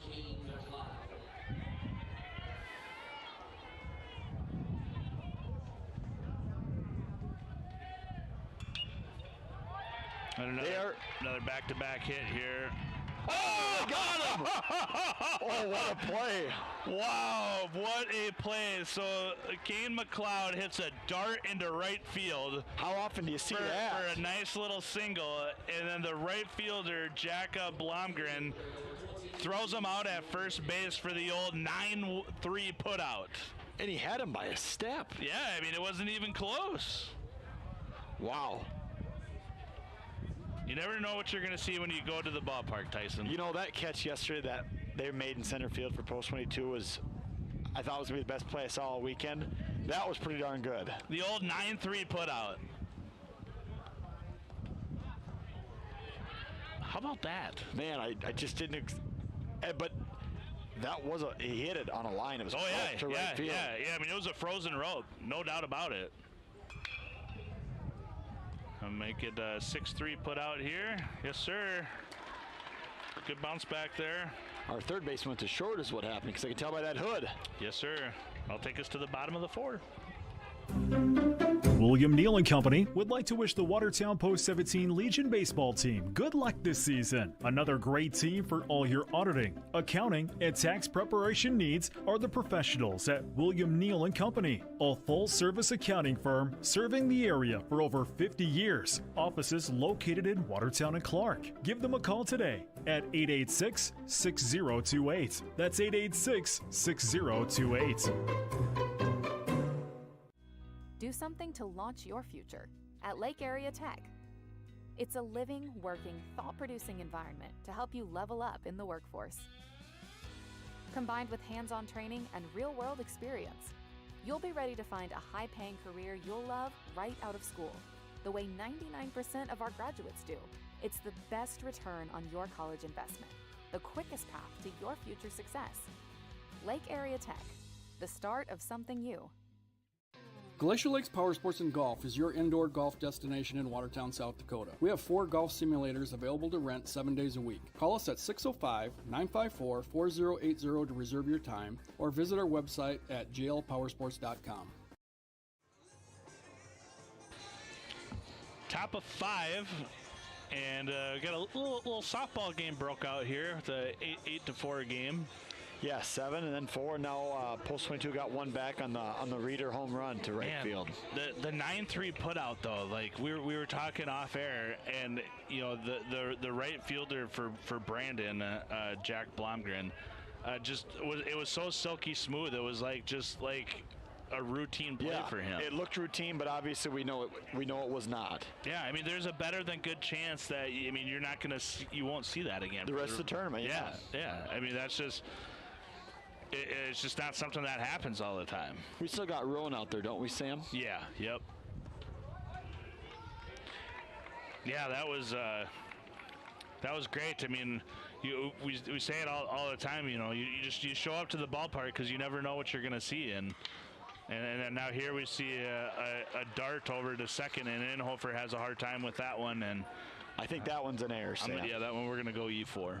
Yep, that one we're gonna go E4. And again, give or take here if you with me, but I think we're at 74 pitches here for Fredrickson. So now the max is 105, right, or 104 or something. Correct. Like that. It's gonna be interesting if he hits that. Once he hits 81 and he passes that threshold. You know, if he's gonna keep going, it wouldn't be a surprise. But getting there is what. Sure. We'll see if he goes past it or not. Yep. Just gonna bring up Max Peters, the first baseman. Max hit a single his last at bat. That one just crossed the chest there, Tyson, for strike one. Yeah, it doesn't look like they're going to bunt here yet. I didn't expect him to, but the third baseman. Yeah, he's crashing and he's showing bunt. I don't think he is going to bunt, but yeah, third baseman's crashing. I think more or less just because of the lefty up. But now he'll go back into the dirt here and play more traditionally defense, I would think. On the 0-2 count. Nobody in the stands even chase after that foul ball. They don't care about the buck, I guess. That one's getting out of the stadium. Yep. And that one might be in your windshield. You know a good insurance agent? Not the best. He's at a baseball game right now. In the middle of the day.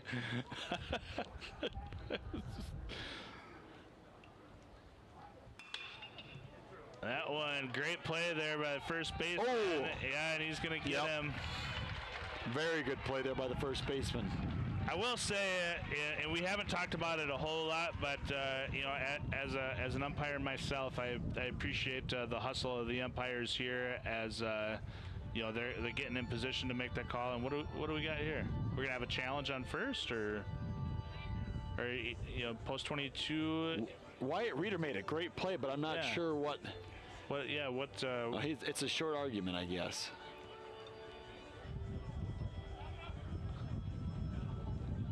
So you have a 3-4 or a 3-6 on the putout. They're going to come up here to Mr. Remmers and ask for the replay.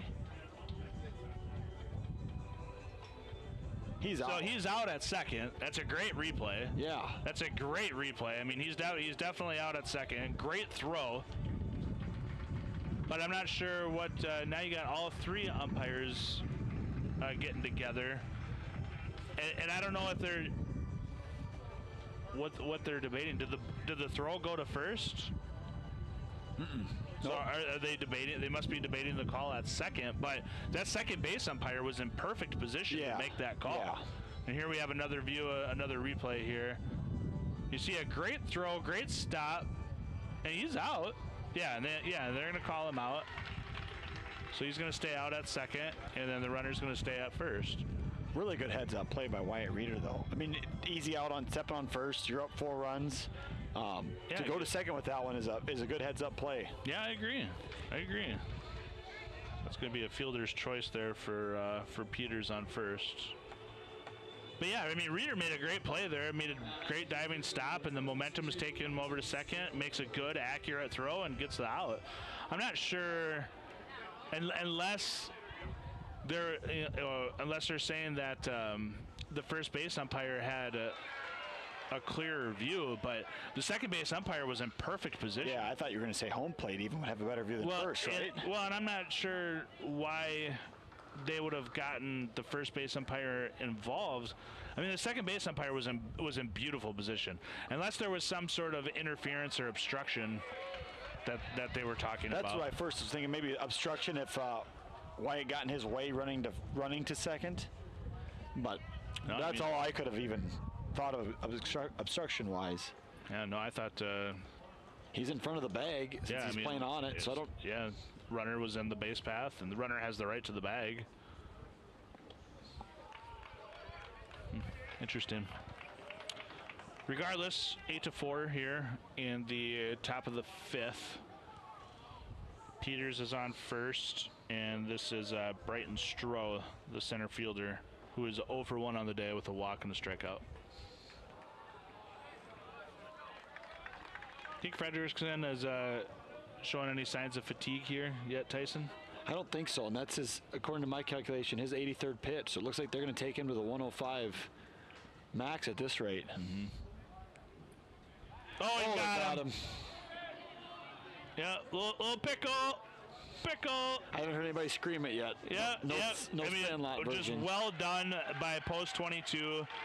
Gets the pick off, and then they do the smart thing instead of just running or throwing the ball back and forth. I mean, they show the ball and just chase him down. You know, Frederickson wanted at least one pickoff today. He's been working his tail off to get one. Yeah, he's definitely happy with that for sure. But I mean, post 22 couldn't have executed that. No, any better. it couldn't have. And now, correct me if I'm wrong, Sam. That goes down as a caught stealing because you didn't get him at first. Yep. I believe so. I believe that is, at least in the baseball that you and I watch it. Yes. Caught stealing's still a lot better than a pickoff. Yeah, but if you're Frederickson, it's a pickoff. Yes, absolutely. 100%.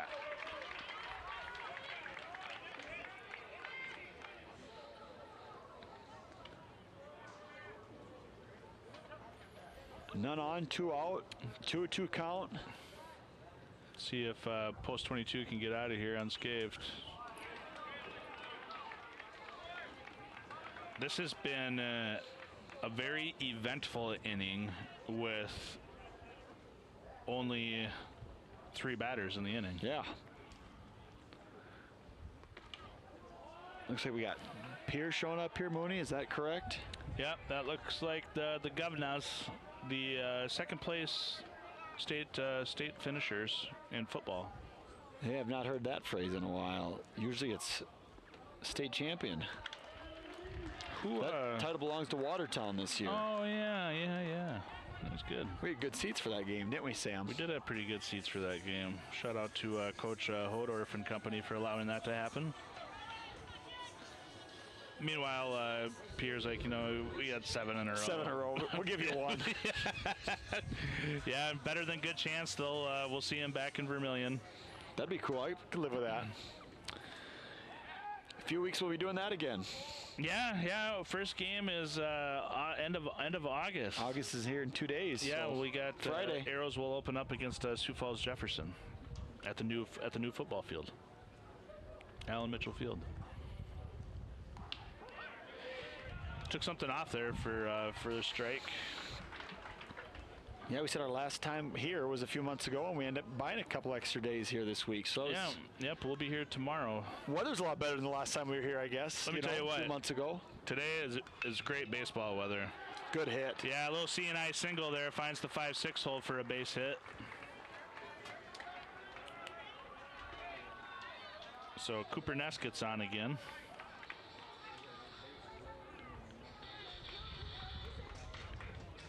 That is going to bring up, I'm sorry, that was Jack, and that'll bring up Cooper Ness. Looks like we're at about 90 pitches here, so definitely like to be able to see him get through this inning, Frederickson, and maybe get a couple more batters than the next. Yeah, and Rapid does have an arm warming up in their bullpen too. Yeah, and if you're Frederickson, you'd love to get out of this inning and maybe get a batter the next one too. Cooper Ness is 0 for 1 today. Had struck out his first at bat and walked his second at bat and scored in that big inning for Brandon in the 4th. There's a strike.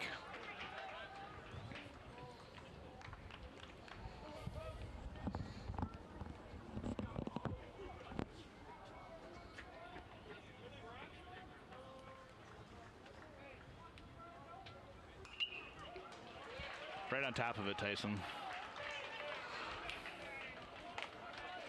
1 ball, 2 strike here. Top of 5th. Post 22 leading post 131, 8-4. A lot of resiliency here from the Brandon big team. spot for Brandon Valley, though. You feel like you got to drive some in here. Top of 5, down 4 runs. Well, they left that runner on third last inning. They got a runner in scoring position here now, and they get out of it with a big strikeout. Big strikeout there. That'll take us to the bottom of the 5th, 8-4. The best way to get the most out of college is to do the most while you're in it. At Lake Area Tech, you'll learn in living, working environments with hands-on training and real-world experience to prepare for a high-paying career you love right out of school. From the moment you step on campus until you're one of our graduate success stories, when you start something here, you'll get an education you can really put to work and the best return on your investment. Lake Area Tech, the start of something new.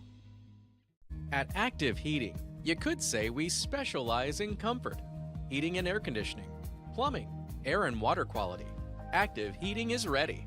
Too hot or too cold? Our certified comfort experts for Coleman Heating and Cooling Equipment can help. Don't let a leak drain your bank account. Our plumbers can handle it.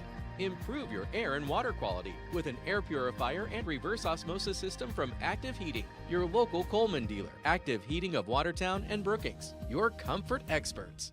Looking for a way to show your school spirit and support the Watertown School District? With the Aero Spirit card from American Bank and Trust, you can do both. Every time you use your Aero Spirit debit card, a portion of your purchase goes right back to the school, helping fund important programs and activities. It's a win for you and a big win for our students. Visit your local American Bank and Trust at 1715 First Avenue Northeast today to sign up and make a difference with every swipe. American Bank and Trust, member FDIC. All right, leading off for post 22 here, Tyson, is Dawson Inhofer. It's your guy. He's showing bunt again. Fouls that one off.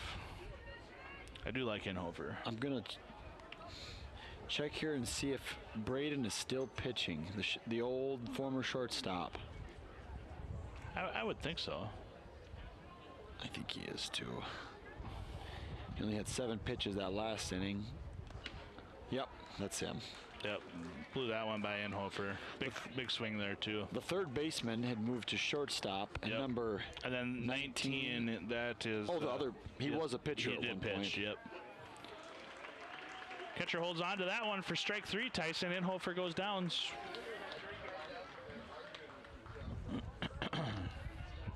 First out of the inning. I missed that one. Taking some notes over here. The shortstop is an athlete, indeed. Well, when you're batting leadoff and playing shortstop, you know, not too shabby usually. Yeah, you feel like you're probably a decent hitter or a decent player. That's gonna second baseman's gonna call that one off. A little silo bomb there, Tyson. That one was up there pretty high. About as high as they go. It's out number 2 on the put out. You know, you wonder if the shortstop instinct's going to take over there for the pitcher, Braden Knudsen, and he just caught everybody off because he's so used to doing it. I kind of wanted to see him do it just because. Well, yeah, that's kind of one of the unwritten rules of baseball is that the pitcher does enough work as is. You know, he doesn't need to be catching any fly balls in the infield. Plus, the mound kind of comes into play. And he would have to go backwards. Yep. But that ain't your regular pitcher.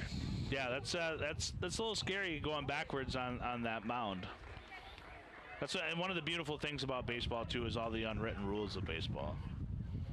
Yeah, we talked about that strategy even earlier. You know, once they got rid of that in like professional sport baseball, when they got rid of the pitcher batting, which I personally was a fan of. Strike 3 there. That is a good solid inning there for Brandon. Very quick. On to the bottom half. Top half, excuse me.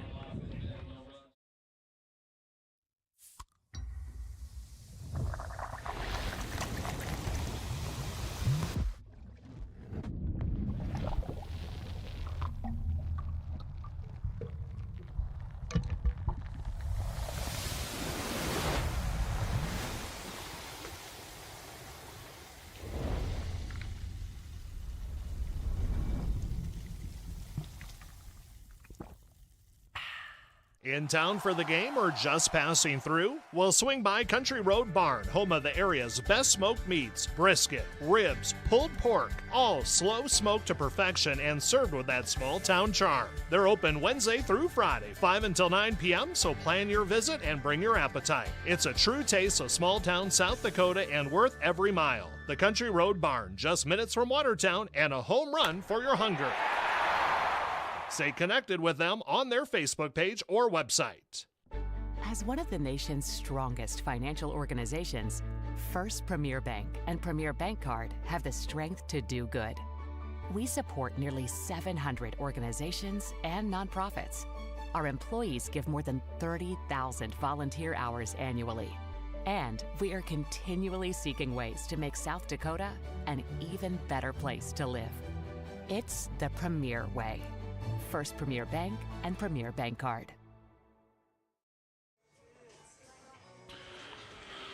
All right, Tyson, top of 6, 8-4. And if you're post 131 here, you've got 8, 9, and 1 up this inning.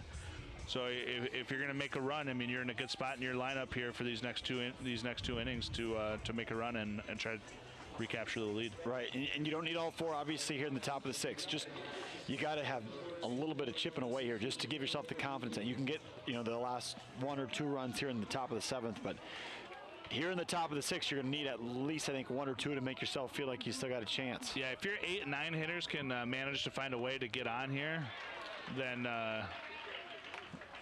you're in good shape. But do we have a new pitcher here? I say it doesn't really look the same, does it? Let's see that jersey. Yeah, number 20 for post 22 here. Brody Thompson is in. Yeah, number 20 is Brody Thompson, and he has a 25-year graduating in 2025. Boy, welcome to the game. Welcome to the game, sir. Sheesh. Yeah, he's throwing gas.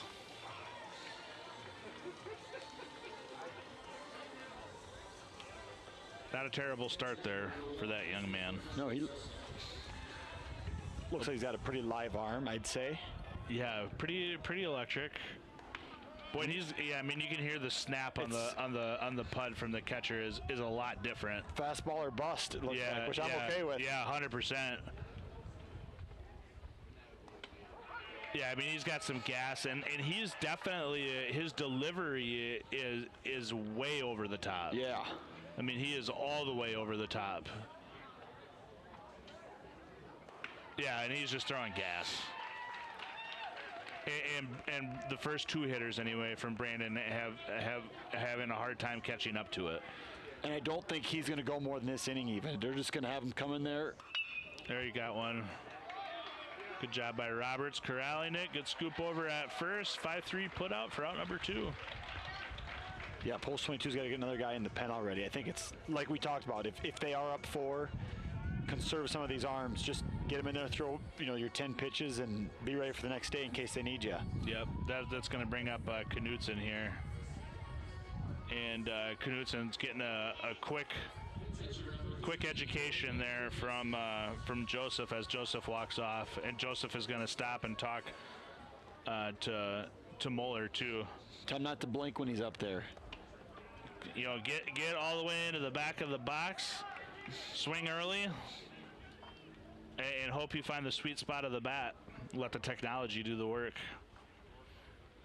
I do appreciate that though from Joseph. I mean, he stopped and talked to Knutson, and then he stopped and talked to Muller, and you can bet he's talking to the dugout there too. Right. Everything he saw. Yeah, good teammate. Just a bit outside. All fastballs. Don't know where they're always going to end up. They're all fastballs. Yeah, that old Ricky Vaughn pitch. Yeah. Great movie. Yeah, that's the old Ricky Vaughn pitch. Zing! Ball 4.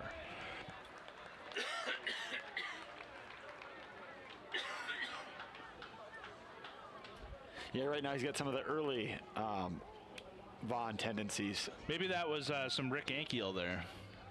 I don't know if I know who that is. You don't remember Rick Ankiel? He's a great pitcher for the Cardinals. Got the yips and then went down to AAA or AA and learned how to play center field and learned how to hit. Okay. Yep. I have heard that story. Yeah. Great baseball story. Brings up Ryder Muller. So whatever Joseph said to Knutson worked. Because now Knutsen's standing on first. A couple of those early ones were all strikes, and then And listen, if you're Knutson and you're celebrating your birthday today, not a bad day. Yeah. You've done pretty well on the hill as a pitcher. Knutson has walked 3 times and got a single. So, the old on-base percentage is sitting at 1,000. Having a good day. Yeah, batting average is sitting good. Yeah. I mean, he would sacrifice individual success for team success. Absolutely. Can maybe swipe a bag. Yeah, you get out of the way of that one. I don't think anyone wants to, stick the elbow out. Not so bad on those. Yeah, I don't think anybody is looking to stick an elbow out, trying to find a way to get on first here with this guy throwing. Got Yankton showed up here. Man, Yankton, one of the more funner football games we've ever done was that Watertown Yankton game. That was a good one. Funnest? One of the most fun. Most fun? Yep. Funner? Is that a word? Nope. Most fun? Yep. Most fun? Funnest? Is that a word? Yes. All right. How do you think about that? Well, after knocking down the first 2 guys, the next 2 guys get on walks. And the pitcher's still. Oh yeah, he's not ready to go yet. So you gonna? What if he does his best Trevor Bauer impersonation here? And hucks the ball over the center field fence. That'd be cool. Not really, but I think it'd be kind of funny. I don't think that lands with the American Legion Code of Conduct, though. Yeah, I think you're right. It probably wouldn't. Yeah, I think that'd probably be frowned upon, I would imagine. Umpire's going to go out and say, meetings are for work, gentlemen. We got more games to play today, fellas. Yeah. All right, so he's going to stay on the hill here. Going to reset. 2 outs, 2 on. Tell him to take a couple miles an hour off, focus more on the accuracy, the control. Ricky Vaughn at the latter part of the movie versus the beginning. Yes. Yeah. Maybe he just needs a pair of glasses. Maybe we should give him mine. What if we put some black frames on him with, like a skull and crossbones on the sides there? I like that. He's close. I mean, he's a lot closer there than he was the first 2 at-bats. Big inning here. I mean, if you got your 3-hitter up, Rylan Carroll, he does have a double today. If he can get into one, one more guy. You're 1 swing away from tying it up afterwards. That's going to get out of here. Hacks away at that one. Yeah, Post 22 does not want to let that tie and run come to the plate here. No, yeah, this is a big spot in the game here, Tyson. Especially starting this inning with the 2 outs, with 8 and 9. Yeah, you get 8 and 9, and then 1 and 2 get the walks, and then typically your 3-hitter is usually your best hitter.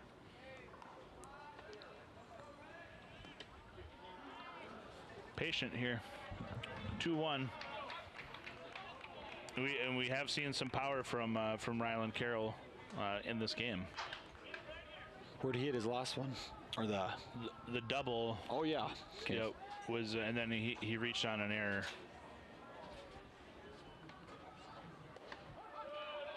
Evens the count there. That one going right across the letters. Yeah. Carroll thought maybe that one was a little higher than the letters. Yeah, he did. I don't think he liked that one a whole lot. 2 balls, 2 strikes, 2 on. 2 out. Deuce is wild. Yeah.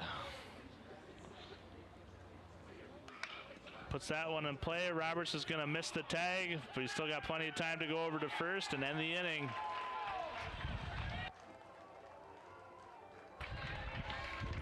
Glacier Lakes Power Sports and Golf is your indoor golf destination in Watertown, South Dakota. We have 4 golf simulators available to rent 7 days a week. Call us at 605-954-4080 to reserve your time, or visit our website at glpowersports.com.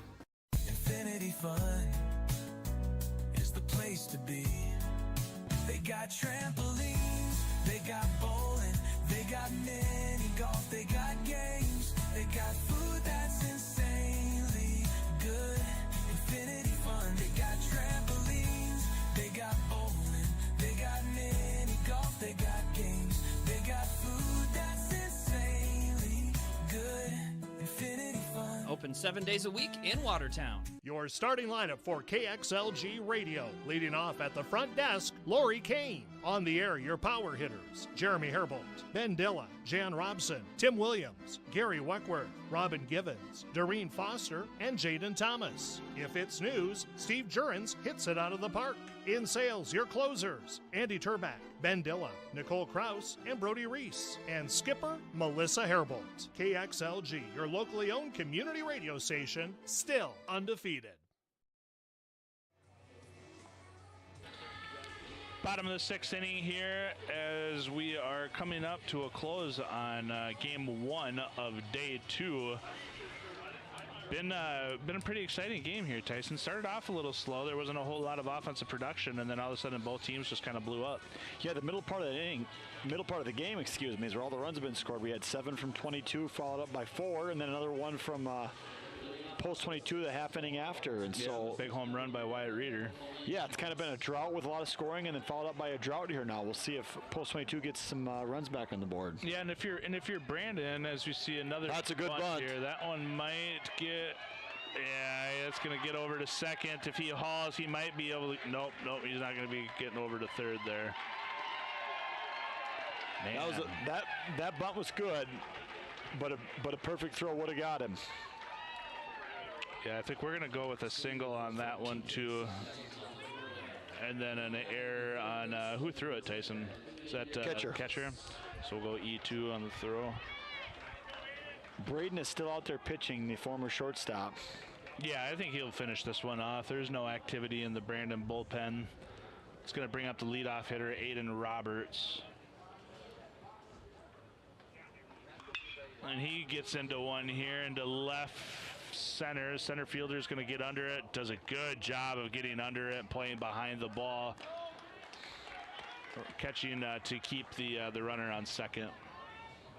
Well done there by the Brandon center fielder. Really textbook there. That was like a Tommy Mansky, on how to play center field. And did he use two hands? Catch the ball behind it. I don't know. I don't think he did. But yeah, we don't really want to use two hands there on a routine. You got to come up gunning over to third in case that guy goes. That's fair.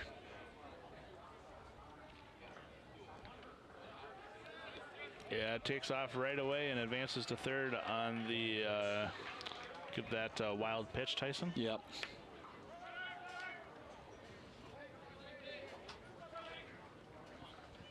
Nice little time on the bases here for Blaine. Gets a single, moves over to second on the error, and then over to third on the wild pitch. He's going to get in here yet. One way or another, he's coming home, Sam. Kiefer puts the ball in play. I mean, he hasn't struck out today. There he puts it in play. Good. So they're playing with the infield in. Infield in here. Not going to give up any more runs. Kiefer was 0 for 3 yesterday, but put the ball in play every time. So I mean, he could be what's his name from the Padres? Araz? Luis Araz? Araz, yeah, there we go. Does not strike out. Never strikes out. If he strikes out here, that's 100% your fault. Nope, not gonna. It's gonna be into shortstop, calls it off. He's on it.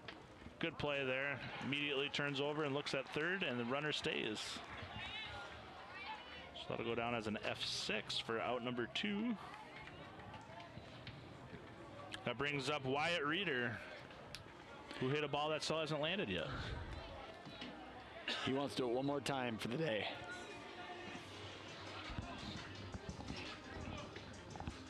So after really starting out this tournament, what was he, 0 for 5 or so? Yeah, Wyatt was quiet his the first game, and then made the last out of the first inning, and then he had a nice single and then a home run.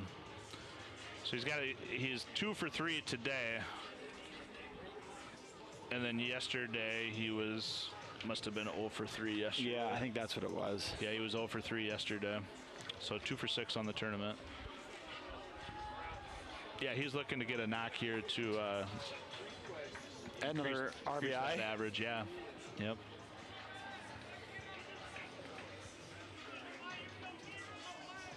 Yeah, and if you're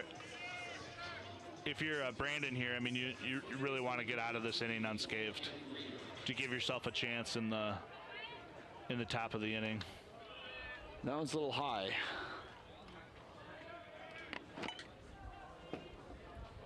Braden's thrown 20 pitches in this last inning and a half that he's been in. I'm not sure a run would be the dagger, so to speak, but I mean, it would hurt. Yeah, I think what it would do to your, like I said, confidence-wise, just, you know, yeah, it would hurt, like you said. Yeah, it would hurt.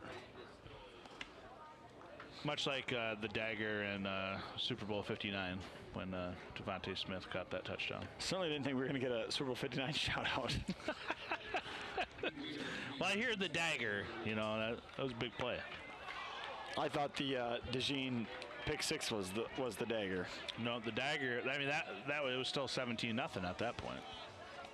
Dagger put it away for Devontae Smith. To me, it was over at that point. That was a great game. Had a few more snacks and knew it was on ice. That was a great game. Fun to watch. Go Birds. That brings up Kane McLeod. And he is the young man that was unfortunately thrown out at first base. And hit an absolute laser to right field. And the problem with that at bat is that he hit it too hard. Yeah, if he just hits it a little softer, standing up on first easy. Yeah, for sure. Yeah, I mean, he just hit it. He hit it too hard. He hit it so hard, they basically had him by a step. Yeah, it was step easy. It was a full step for sure. Great play by Brandon's right fielder. Glad we got to see that and be part of that. That was fun. Not so much for Kane, but another wild pitch is going to advance the runner to second. Now this becomes a pretty stressful inning here for Brandon. Just trying to find one more here so they can get those bats back and try to tie this game up.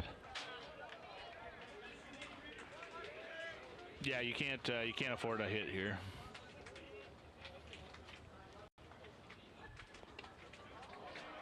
Evens the count. 2 on, 2 out, 2-2 count. Runners won't be going here.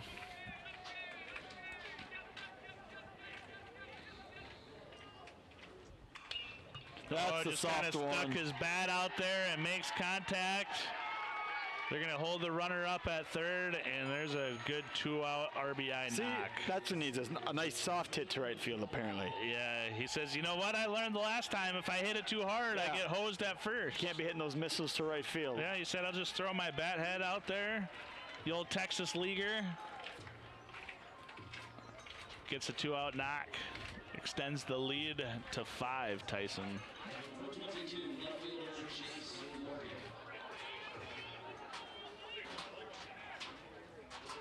That brings up Jace Morgan. That's going to get out.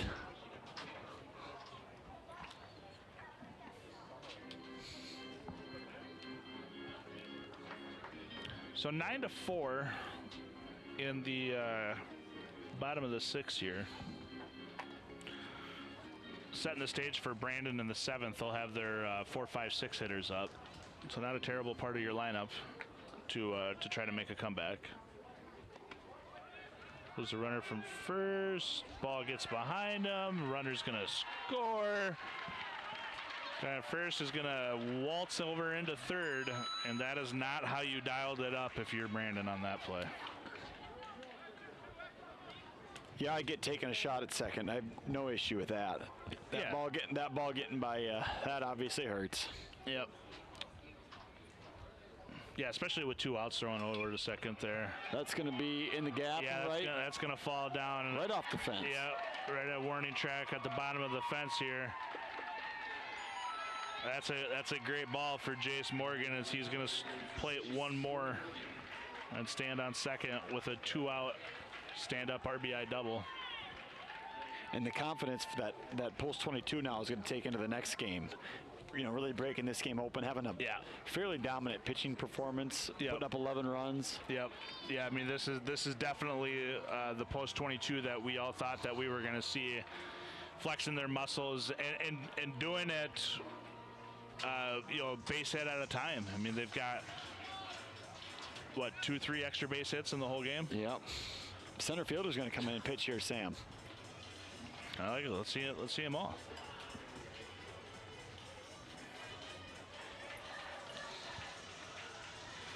Nice choice of music on the Ghostbusters. Who you gonna call? You know, the center fielder. Center fielder. Yeah. It's always interesting to watch how they rearrange players. You know what I mean, when they're doing it like this. I just think it's crazy because, even like I said, I mean, all the baseball that you and I watch is at the highest level.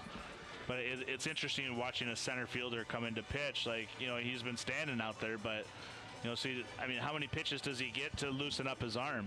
Yeah, and now Braden goes to, looks like center. Center or right is where he's going to be. So the shortstop to pitcher to the outfield. Do everything but catch today. There's a lot going on there. So Stroh is going to be the pitcher. He looks like he's got some decent gas. I mean, he's going to be called in here and hopefully just, you know, face the one batter is what they're hoping for, and missed the plate there on that one. Little bounce, a little short. Well, that's why they call it warm-ups. What do you think he's got in his arsenal for pitches here? I think this is a fastball-only pitcher. He's got a little goofy delivery, a little sidearm there. Little side there. You know, Gene Bierscheid, owner of Roy's Sports Shop, you know, I think he had a little sidearm delivery. I definitely have never seen Gene play. Well, he played for the Phillies. Did not know that. Yep, played for the Phillies organization. I want to say that he got to a single A ball or high pro ball. And I think visiting with him once, he told me that he maybe got a spring training invite once. He was obviously big in the baseball community when I was growing up playing in Watertown baseball. But I think he only ever coached. I never got to see him obviously flash the leather or swing a bat. Yep. Yeah. I'm pretty confident he was a pitcher in the Phillies organization. Yeah. And one of the nicest guys you'll ever meet in your life. Awesome guy. Yeah. Super great dude. All right, so for Rapid City here, this is going to be Inhofer. One of my favorite dudes from Post 22 here. Inhofer today grounded out to third, reached base on a walk, and then struck out.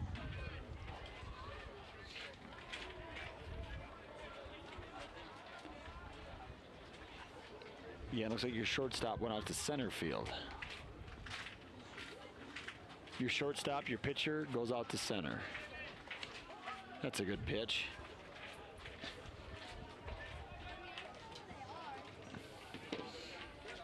Two-one count here. Post 22 up by 7. Brandon Valley trying to just get this last out here and then try to mount a comeback as wild pitch gets away there, and Morgan's going to advance to third after the double.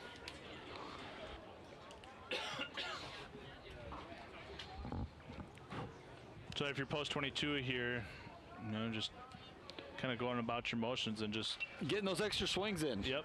Get as many as you can, get as many guys through the order. Yep. Do you maybe see make some defensive substitutions in the bottom of the inning and give some guys some fresh legs? Yeah. I would not be surprised if they did that at all. But you know what? I mean, the kids are young as Inhofer walks there, and, you know, a game a day for a few days is not a big deal not for in the these world. guys. You know, I'll be honest with you, Sam. What they're thinking is if they, instead of any defensive substitutions, correct me if I'm wrong, if there is a home run here, I believe the game's over. Yeah. Yep. If Elder gets a hold of one here, and so they don't want to talk about any defensive substitutions. They'd like to call her a day right now. Yeah, if he puts one into the trees there, this one would be over. You are correct, sir. If Elder does that, I'll buy blizzards on the way. I wouldn't mind seeing a home run just for fun. Yeah, walk it off. See what kind of catcher power the catcher's got. Big lefty. He's got that Kyle Schwarber build. A little bit shorter, fencing right. That's gonna get out of here. Hey, you said out of the stadium, right? I did. That one did exit the stadium. That is funny. Brandon's gonna send a couple guys here to the bullpen. Which is odd because you wouldn't expect to get a whole lot farther. Kind of you either take us to the next inning or you finish us here kind of guy. Well, I mean they're prepping too, and if Brandon scores scores 7 runs and it's gonna be a can of corn there for out number 3. So we will go into the top of the 7th with Post 22 leading 11-4. Looking for family fun all in one place? Then come out to Legends. Tee off on their mini golf course. Race your crew in go-karts. And strike up some laughs with mini bowling. Kids love the arcade. And parents, they've got you covered with cold beer and amazing food. And don't forget the cherry on top, SDSU ice cream. It's all happening at Legends, where fun meets flavor. Highway 212, Watertown. Mack Landscaping and Lawn Irrigation was started in 1983 and has developed into the top landscape and lawn irrigation business in the area. And it's not hard to see why. Just take a look at some of the work they've done. No job is too big or too small. Give Shane Mack a call at 605-880-6001 for landscaping or Wyatt Mack at 605-880-0300 for lawn irrigation or lighting. They say there's no guarantees in life. But who's they? And do they have Midco Internet? Now there's a guarantee. So let's go. Let's go reliable. Let's go resilient. Let's go beyond.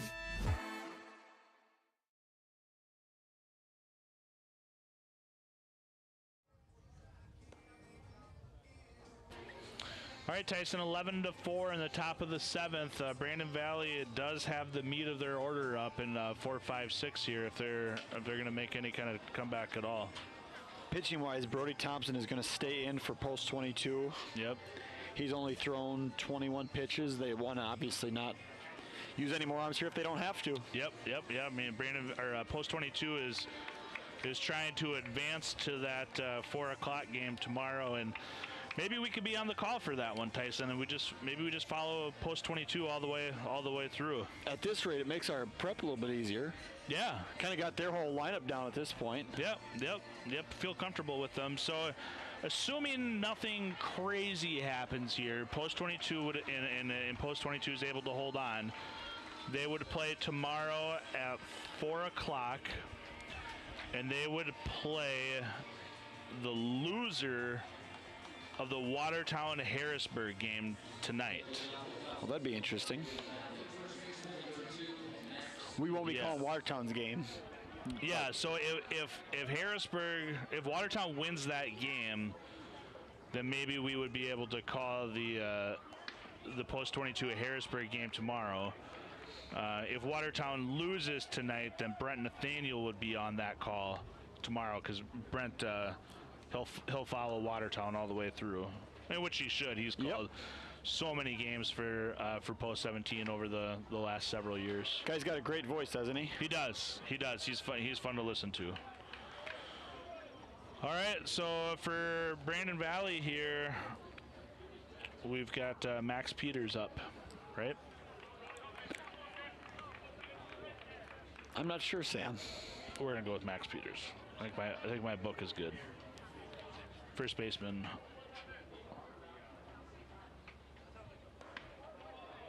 He draws the walk. 4 balls. Pretty good start. When you're down by a 7, you just need guys on. Chip away slowly. Keep the pressure on and keep getting guys on base. That'll bring up Brighton Stroh. Stroh is 0 for 1 with 2 walks. He does have a stolen base on the day as well. I don't think we'll see a bunt here, Tyson. I don't think so. Got to save those outs.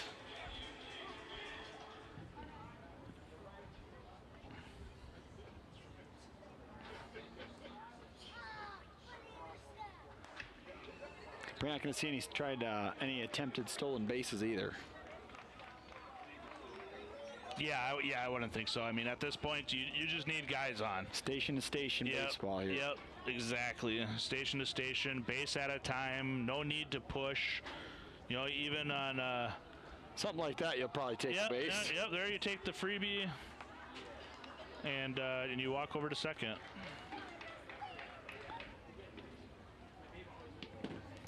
It's odd seeing the umpires, switch spots with it only being the 3 of them. So the three-man umpiring system is, and I don't know how I would assume that it would be similar to baseball, to softball. The positioning of the second base umpire right there is a little different, but the three-man umpiring system is really a beautiful thing. And these guys have done a great job. They have. And I will say that the baseball players, the managers, I haven't heard them really get on any of the umpires, they seem to be, the players and the managers seem to be awfully respectful of the umpires. And I love to see that.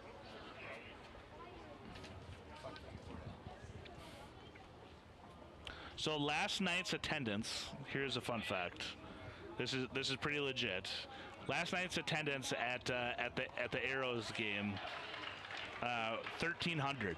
Wow. 1,300. Pretty darn good. Yeah. So Watertown, we had 1,300 people here last night. And what are the chances that we can beat that tonight? I think so. I think it's great. Oh, did not like that. Takes the backwards K for strike 3 for the first out of the inning. Going to be in for a good one tonight, so might as well have 1,400 people. 1,500, why not? Love it. Love it. I love it. So, yeah, Ryan Neal, the head coach or the manager here for the Post 17, he had an estimated attendance of 1,300. He put a lot of work into estimating that 1,300. I thought he wanted to join us here. I thought he was going to join us, too. Like, what the heck, man? Like... No, that's no, geez. No way to interrupt. We don't push away legends when they come over here. So yeah, 1,300 in attendance last night. So Watertown, the community of Watertown. If you're not doing anything tonight, I mean, even if you are, come out and support. Something better here. Yeah, support the Post 17 team as they continue to make their run. And maybe I talked too soon here about. The umpires getting away kind of on scot-free. Tyson, what do we got going on? I know Brandon Valley didn't agree with that call, but... Yeah, the other thing is, like, the umpire's strike zone, maybe in an 11-4 game in the top of the seventh, maybe it gets a little wider. You know, maybe it gets a little wider by a couple inches.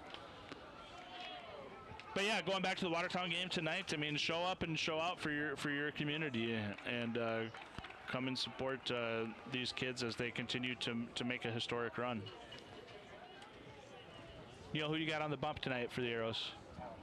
Talon Jurgens is going to be pitching, so just like we talked about at the beginning of the game, Talon Jurgens will be pitching. I want to see what his celebrations are like when he strikes somebody out. He's got the good celebrations on the football field, so he's got to have some good celebrations when he strikes somebody out. Yeah, it'll be a fun game to watch.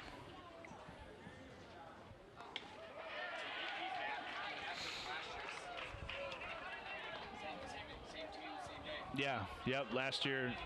Why just bring Neil in here? I think I should just hand out. He's hiding away from the camera. He's getting farther away every time I say it. Yeah, but you know what? We could just take off our helmets, give it to him, and let him finish it out.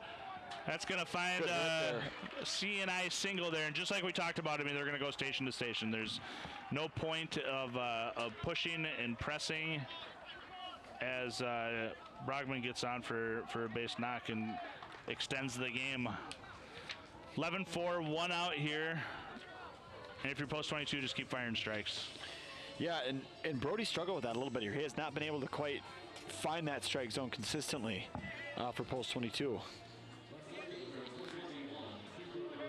Yeah, that's going to bring up Cooper Ness. He is 0 for 2. 2 strikeouts and a walk so far today. And you just got to keep putting the ball in play. If you're Brandon Valley, I mean, you got to be patient up there. Another poker reference for you, Tyson. You know, they say as long as you got a chip and a chair, you're alive. And here, Brandon definitely and you play until you get 21 outs. Post 22 does not want to use another arm, Salmon. No. If you're post 22, you want to get out of here with what you got. Ooh, that one's gonna sting a little. That one hurt. Yep, heard that one up here. Yep, they're gonna switch. Yeah. Yep. That one was right in between the numbers, and that one. He's still walking that one off. Yeah, don't rub it, sir. That young man is stretching his back out on that one, and that one hurt a little bit. So now we got the bases loaded, 11-4 game. It's nice of Neil to quasi join us a little bit there. Yeah, he didn't want the FaceTime. Nope. Maybe if they win it all, we'll get him on. That'll be a good trade-off, right? You come to the game with me tonight? I'm planning on either being here or watching online, but I got to get those 3 wild kids of mine here, hiding up in the corner so they don't run around and make a bunch of noise. Keep them off the grass somehow. That's fair.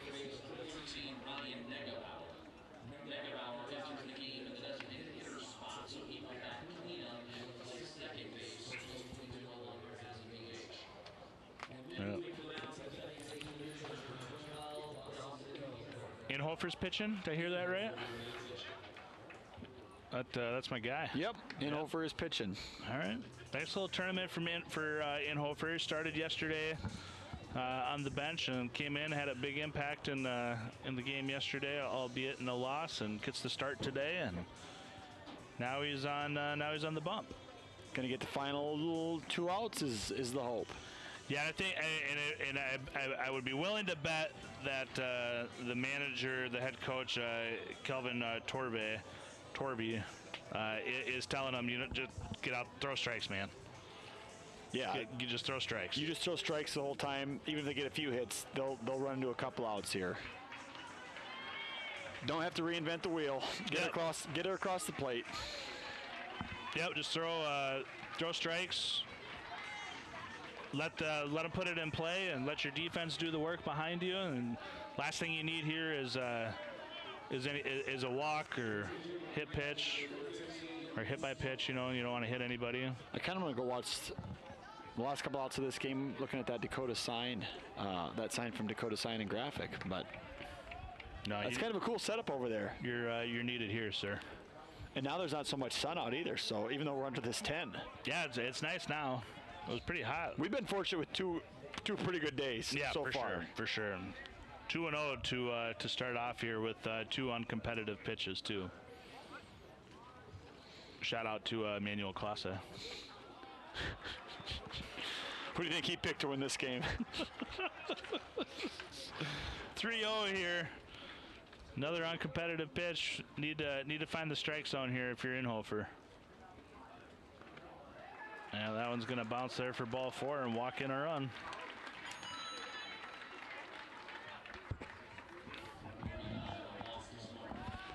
So post 22, holding their breath a little bit, but Brandon Valley not going away easy yet. Nope, not at all. Pinch runner? Yep. It's going to be number 30.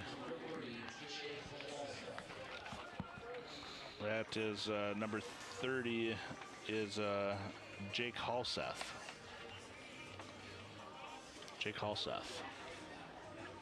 All right, so bat now is number 1. This is Chris Joseph. He grounded out to third, had a sac bunt, and then struck out. Yeah, I mean, if you're post 131 here, I think the name of the game is just kind of sit back and wait. See if they throw you a couple strikes, but. Yeah, that's 5 in a row. Yep. Took a little something off of that one, and.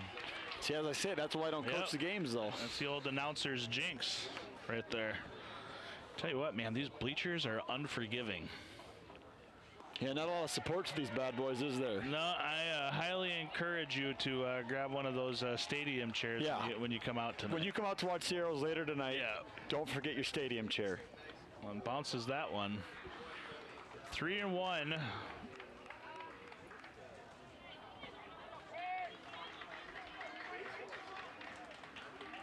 Checking the ball just to make sure it doesn't have any scuffs on it and that it's okay. Yeah, this isn't the MLB. You don't get a new one every other pitch just because. No, Inhofer's going to hold on to that one. That was a good pitch, wasn't it? Yep, fires that one in there to bring the count full. 3 balls, 2 strikes here.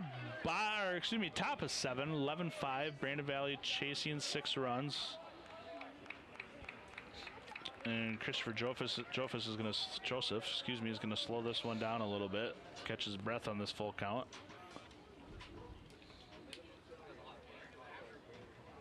That was low. It's going to walk another run, Sam. Yeah, ball 4. Like I said, post 131, don't even take a bat up there right now. Just hang out and see if post 22 might try to give this away to you yet. Yeah, you're going to get to the top of the lineup here now, so this is going to be Knutson. And Knutson has walked 3 times and reached on a base hit. So, I mean, you're one batter away from bringing the tying run. I mean, yeah, you get a base knock here. You know, that scores 2 runs here. Inhofer works ahead here now, 0-1. Really, the only out we've gotten so far is on probably a questionable strike 3 call. Now he got him down to 0-2. Yeah, I mean, don't turn off the channel quite yet. Yeah. A base hit here by Knutson on his birthday really makes things interesting. It does. It makes things interesting for sure. Yeah, base hit here. You've got a whole new game. Took something off of that one, and Knutson's able to hold. 1 ball, 2 strikes. No room to put him. Battling here with another foul ball. 15 pitches so far for Inhofer. I like the accordion music. It's nice. Yeah, Inhofer took something off there. Gets the backward K. Knutson does not like that. Lets the umpire know he doesn't like that. That's a big strike 3 and out number 2. Slow walk back here to the dugout. Very slow walk to the dugout. All right, so post 131s puts all their faith into Ryder Mueller here. So that was a good pitch too. Inhofer starts ahead. Knutson still not happy with that. You know, obviously some people around here are kind of hoping that this one gets away from post 22. Of course. Of course. A lot of anticipation in the stands right now watching. Especially on those teams in the losers bracket. Mm-hmm. Well, and if you're Brandon, like, you got the best part of your lineup up here. I mean, your 2, 3, 4 hitters. Yeah, everybody else did their job, that's for sure. 131 down to their last strike here as Inhofer delivers the 1-2 pitch. Great job of keeping it in front of them. Great block. 2 balls, 2 strikes, 2 outs, 3 on.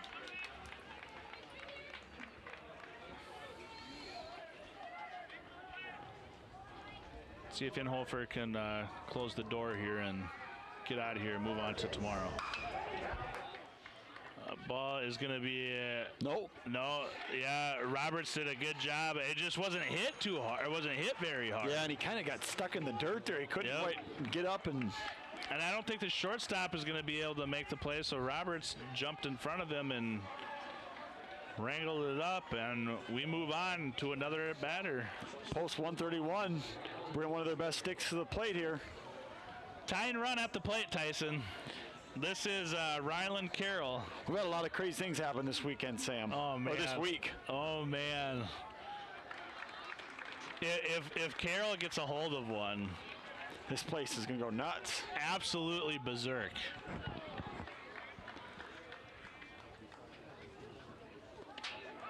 And Hofer comes back and evens up the account at 1 apiece.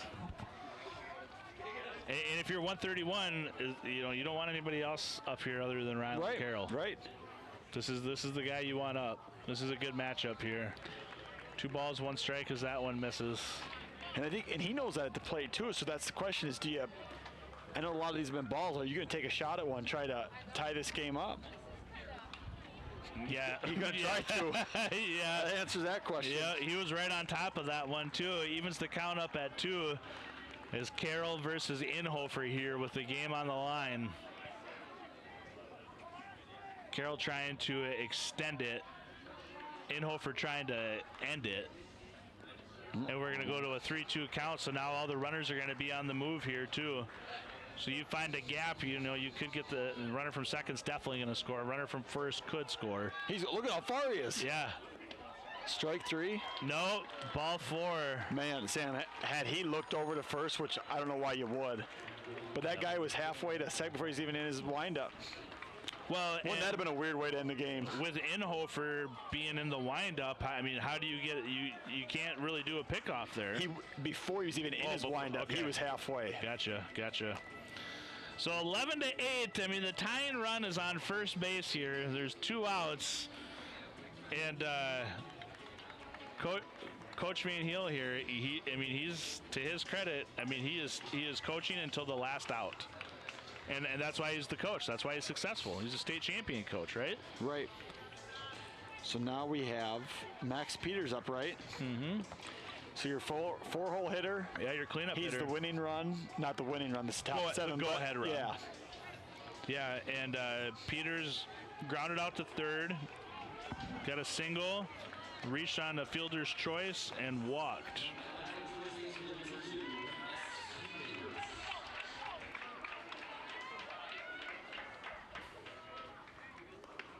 Starts out ahead.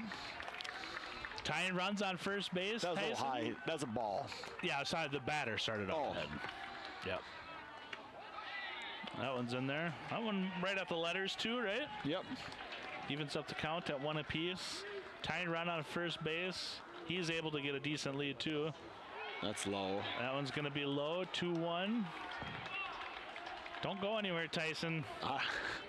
Holding your breath here a little bit. It's interesting.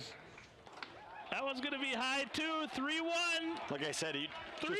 Keep that bat on your shoulder. Yeah, but at the same token,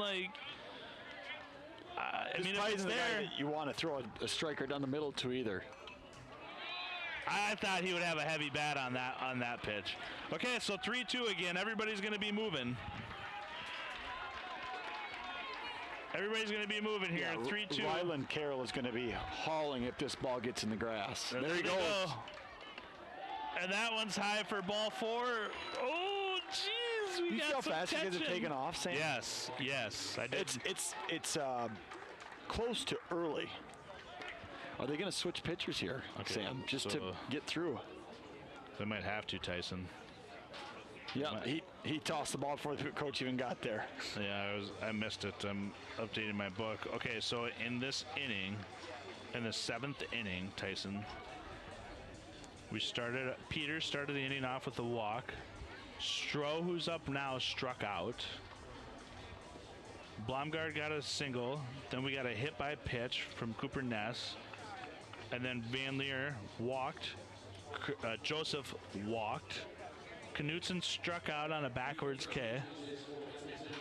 Muller singled. Carroll walked. Peters walked. And now we're back to Stroh.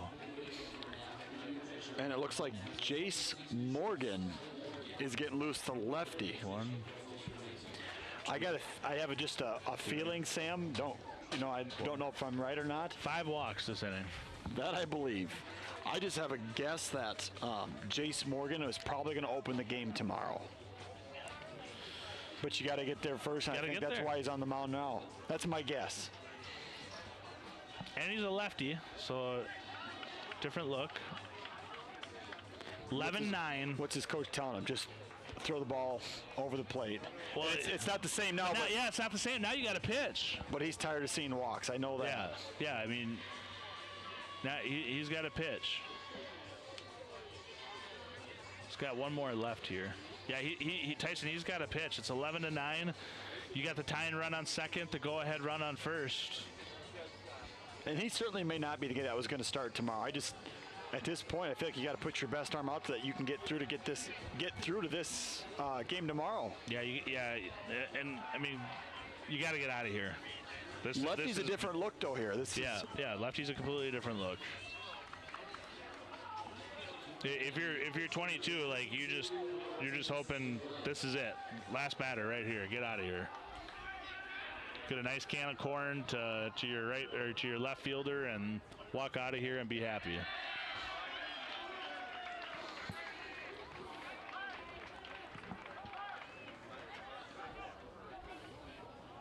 Stroh swings and misses at the first one. Anything that's hit, I feel like Rylan Carroll's going to be going home if he can.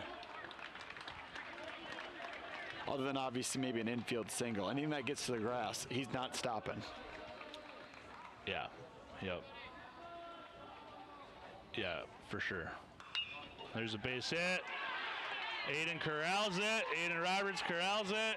Unassisted for the last out of the game. And Post 22 survives a scary seventh inning. Wow.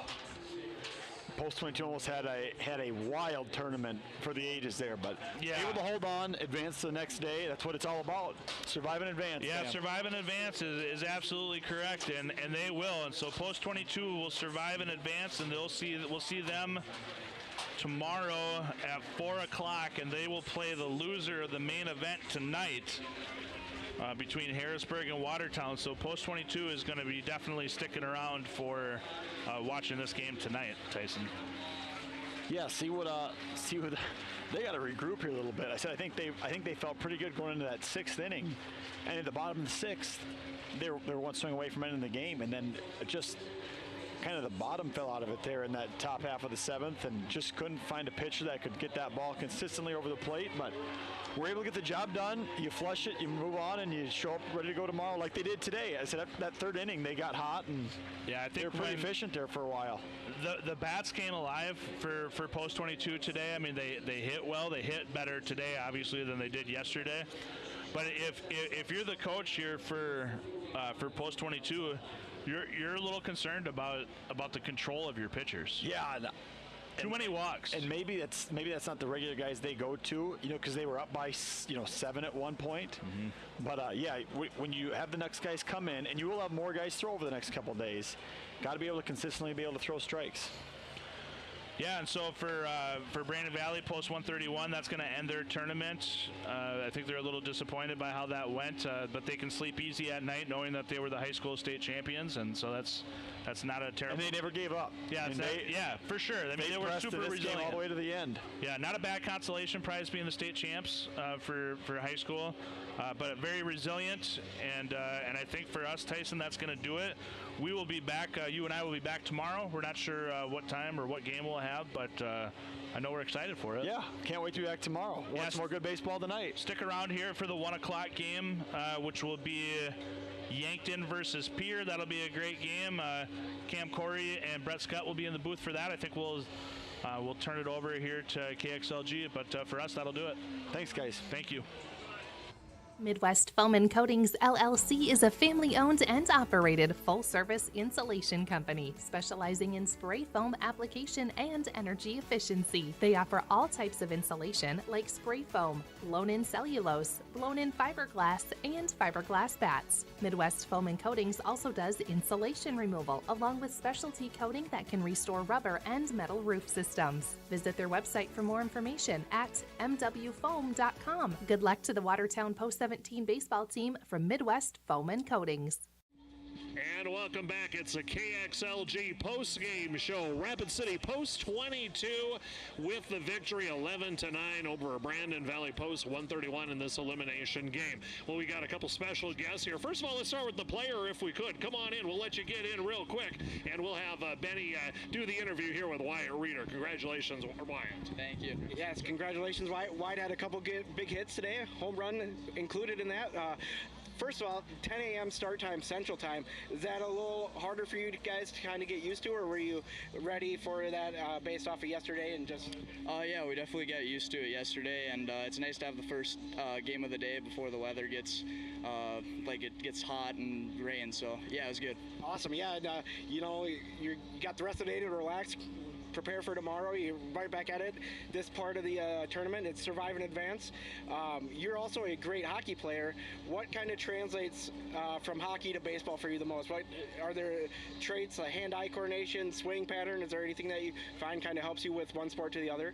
Yeah, I think a little bit of that kind of stuff, but more like the team aspect of the stuff. Just battle for those guys. Absolutely. Well, I appreciate your time. We'll bring your coach in, but congratulations again, and keep it up. Thank you. All right, there we go. And now we're going to bring in the head coach of Rapid City Post 22, Kelvin Torrey, and we're going to have Roger Merriam talk with him. You get the junior varsity guy. Here you go. Kelvin, yeah, I'm not really but like I said, survive in advance, stay alive, right? That's about all we can hang our head on today. We hit the ball, but other than that, there was nothing good about that game. But you're still alive. We're alive. That's, like I said, that's just survive in advance. But pitching and defense is what we've hung our hat on all year, and I didn't recognize us today. Yeah, so we need to. We got about 30 hours to figure it out, and all year we have. But this is something that's got to be cleaned up and cleaned up immediately. Yes. Well, I was going to tell him. I was going to ask you, Mets, Twins. Mm-hmm. Which team did you like better? Painful. Mets or Twins were a better team. The Mets are a better organization. How's that? There we go. Mets, I think. Good luck. Thank you, sir. Good job. Appreciate it. Thank you. All right. Well, there we go. Rapid City Post 22 with the victory, guys, 11-9. As we talk about this one, we're ready to move into the next elimination game. We'll be surprised at Brandon Valley after 2 games. They're going home. What do you think on that, Roger? Well, they're a young team. They were the high school champs. They got their best pitcher is not playing. He's going to Notre Dame. They had 3 or 4 other kids that opted to spend the summer getting ready for the high school football season. Jeremy had a really, really young team, and I'm sure if you asked him, he would be just really, really happy with how they have progressed. And the other thing that happens, even if they knew they might have lost their first round game, were they going to expect to play Post 22 in an elimination game the second day? Even Kelvin's point, that wasn't our team, is still a pretty good team when you're 60-8 or whatever you are. So, well, Benny, as we talk about this, the coach really didn't hold much back. A little disappointed in the effort, it looked like today. Yes, he was, and those last couple innings really drug on. They had a sizable lead, 11-4, and Brandon Valley kind of hung around. Back in it, got to 11-9. Weren't quite able to get to the 11 runs to force the bottom of the 7th, but yeah, coach from Kelvin Torrey, and a little disappointed with this team, but I expect him to make that point very clear, and we could see a really fired up Post 22 team tomorrow and Friday if they keep winning. You can tell they're a very disciplined team. They take it very seriously, and I'm sure they're going to be fired up coming up tomorrow as they'll move into another elimination day coming up tomorrow. So Rapid City Post 22 moves on 11-9 victory over Brandon Valley. Our next game coming up shortly, another elimination game. It's Yankton versus Pierre later this afternoon at 4. Rapid City Post 320 in a winner's bracket game against the Renner Royals, and then the big one at 7 o'clock tonight. It's Watertown versus Harrisburg in another winner's bracket game. We did get a report before we wrap it up here because we need to go. There were 1,300 people here last night. That's a pretty good crowd. Yeah, and hopefully we'll have an even bigger crowd tonight. Absolutely. Benny, it just shows you what baseball is alive and well here in eastern South Dakota, but throughout the state as we celebrate the 100th anniversary. 1,300 people, that's a lot here at Watertown Stadium. Yes, it is, and at one point on the live stream on Post 17 TV, we had about 700 around there for a peak, so around 2,000 people watching baseball and state tournament, so that's great, and so hopefully people can continue to support it.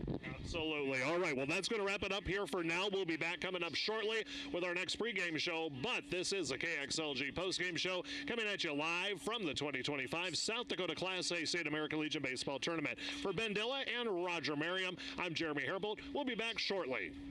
You've been watching coverage of the 2025 Class A American Legion Baseball Tournament on Post 17 TV. This has been a presentation of the Watertown Baseball Association in partnership with Aero TV and KXLG Radio. Like and subscribe to follow more of the purple and golds.